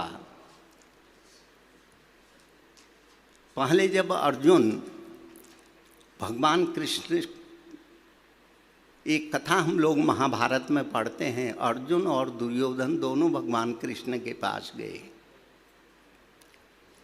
सहायता के लिए। तो दुर्योधन भगवान कृष्ण के सिराने एक कुर्सी रखी थी, उसमें बैठ गया और इंतजार करने लगा कृष्ण के जगने का। इसके पश्चात अर्जुन आए, वो भगवान कृष्ण के चरणों में खड़े होकर के उनकी ओर निहार रहे थे, भगवान कब जगे। ये मनुष्य के अंतर की वृत्तियों का भी एक उल्लेख है। कोई अपने अहंकार को आगे करके भगवान को से सब कुछ प्राप्त कर लेना चाहता है। कोई व्यक्ति जो है भगवान के चरणों के पास खड़ा हो करके परमात्मा से अनुग्रह की कामना करता है। यह मनुष्य के मन की बात है। हमारे धार्मिक ग्रंथों में हमारे जितने भी उपदेश, जो महापुरुषों के चरित्र हैं, वह अंतर और बाहर की ही बात बताते हैं। अब हम उसको बाहर में ढूंढने लगें तो वह अलग बात है, क्योंकि बाहर की तरफ जिस वस्तु को आप ढूंढेंगे वो आपके जीवन में भटकाव लाएगी। जिस वस्तु को आपने बाहर से प्राप्त करने की कोशिश की, सिर्फ व्यक्ति वहाँ पे भटका है, स्थानीय शांति प्राप्त नहीं कर सका है। जैसे नीति में एक शब्द आता है, पर्वता दूर ते रम्या। पहाड़ दूर से देखने में अच्छा लगता है, जब उस पहाड़ में चढ़ने की कोशिश करोगे, थक जाओगे या बहुत ही ऊंचा होगा तो उसमें चढ़ नहीं पाओगे। पहुंचना बहुत कठिन है, इसलिए अपने अंदर में झांको। तो भगवान ने अर्जुन से कहा, ईश्वर सर्वभूतानां हृदयेर्जुन तिष्ठति। हे अर्जुन, परमात्मा सब व्यक्तियों के हृदय में विराजमान है। यह एक सूक्त है, ये एक निर्देश है। तो अपने अंतर की ओर झांको। इसी बात को श्वेतात्तरोपनिषद में भी ऋषि ने कहा है, अंगुष्ठ मात्रम पुरुषोंतरात्मा सदा जनानां हृदय सन्निविष्टा। वो परमात्मा हर एक व्यक्ति के हृदय में विराजमान है। यहाँ पे अंगुष्ठ मात्रम की बात कही है। तो बड़ी सुंदर चर्चा हमारे स्वामी जी कर रहे थे, पर चर्चा का मूड विनोद में चला गया। जहाँ विनोद होता है वहाँ मुंह खोल करके हंसा जाता है और तत्व वहाँ से दूर हो जाता है। बहुत सुंदर बात की नास्ति सूक्त के अनुसार, जब इस सृष्टि में न जल था, सृष्टि थी ही नहीं, अंधकार भी नहीं था, कुछ भी नहीं था, तो कुछ नहीं था तो क्या था? अगर इसको अगर बाहर के पन्नों से आप पढ़ करके किसी ग्रंथ के पन्नों से पढ़ के समझना चाहेंगे तो नहीं समझ पाएंगे। इसके लिए आपको अपने अंतर की ओर प्रवेश करना पड़ेगा। कुछ नहीं था तो कुछ नहीं था, न प्रकाश था, न अंधकार था, न जल था, न दिशाएं थी, कुछ भी नहीं था। तो उस समय था क्या? कुछ भी नहीं था। सृष्टि अस्तित्व में नहीं थी। या इसको समझने के लिए हम यह सोच सकते हैं, जैसे हम प्रगाढ़ निद्रा में सो जाते हैं, सुषुप्ति अवस्था जिसको कहते हैं, उस निद्रा के अंदर तुम्हारा घर भी है, तुम्हारा पति भी है, तुम्हारे बच्चे भी हैं, तुम्हारा परिवार भी है, तुम्हारे इष्ट और मित्र भी हैं। किस किस को आप याद करते हैं? पर जब जग जाते हैं तभी तो याद करते हैं ना। तो इसी तरह कुछ नहीं था। सूक्त का ऋषि बोलता है, जब कुछ नहीं था वहाँ एक शब्द स्फुरित हुआ, एक विस्फोट हुआ उस शून्य से में। तो वह विस्फोट हुआ, तो वह विस्फोट में क्या शब्द हुआ? एको हम बहुश्याम, एक से मैं अनेक हो जाऊं।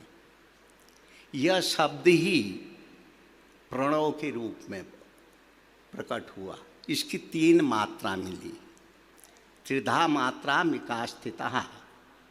रात्रि सूक्त के अंदर ब्रह्मा जी जो है उस पराम्बा की स्तुति करते हुए कहते हैं, माँ आप वह 3 मात्राओं में स्थित हैं, अ ऊ म। उसी से त्रिधा प्रकृति उत्पन्न हुई। जब यह उत्पन्न हुआ तो चराचर जगत भी उत्पन्न हुआ।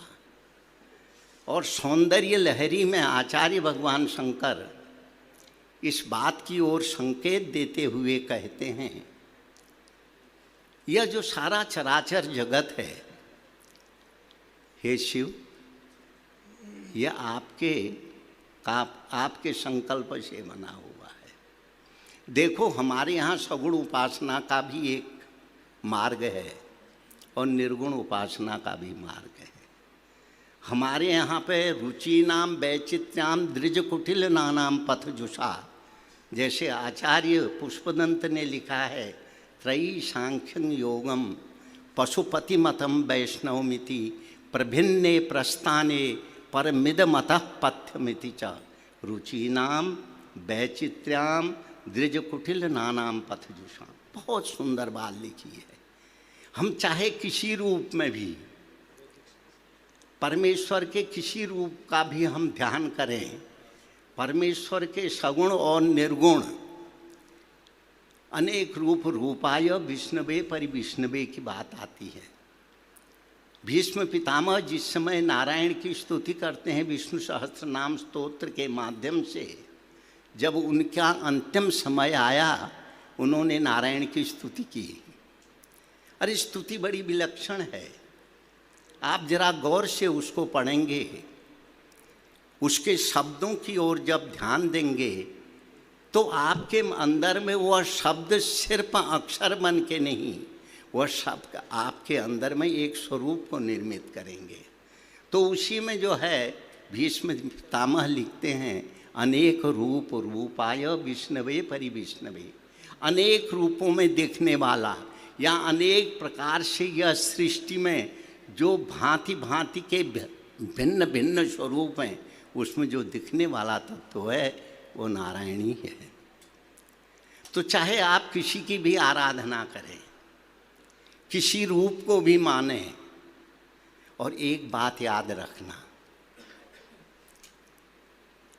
प्रश्न मानने का नहीं है, प्रश्न स्वरूप का नहीं है।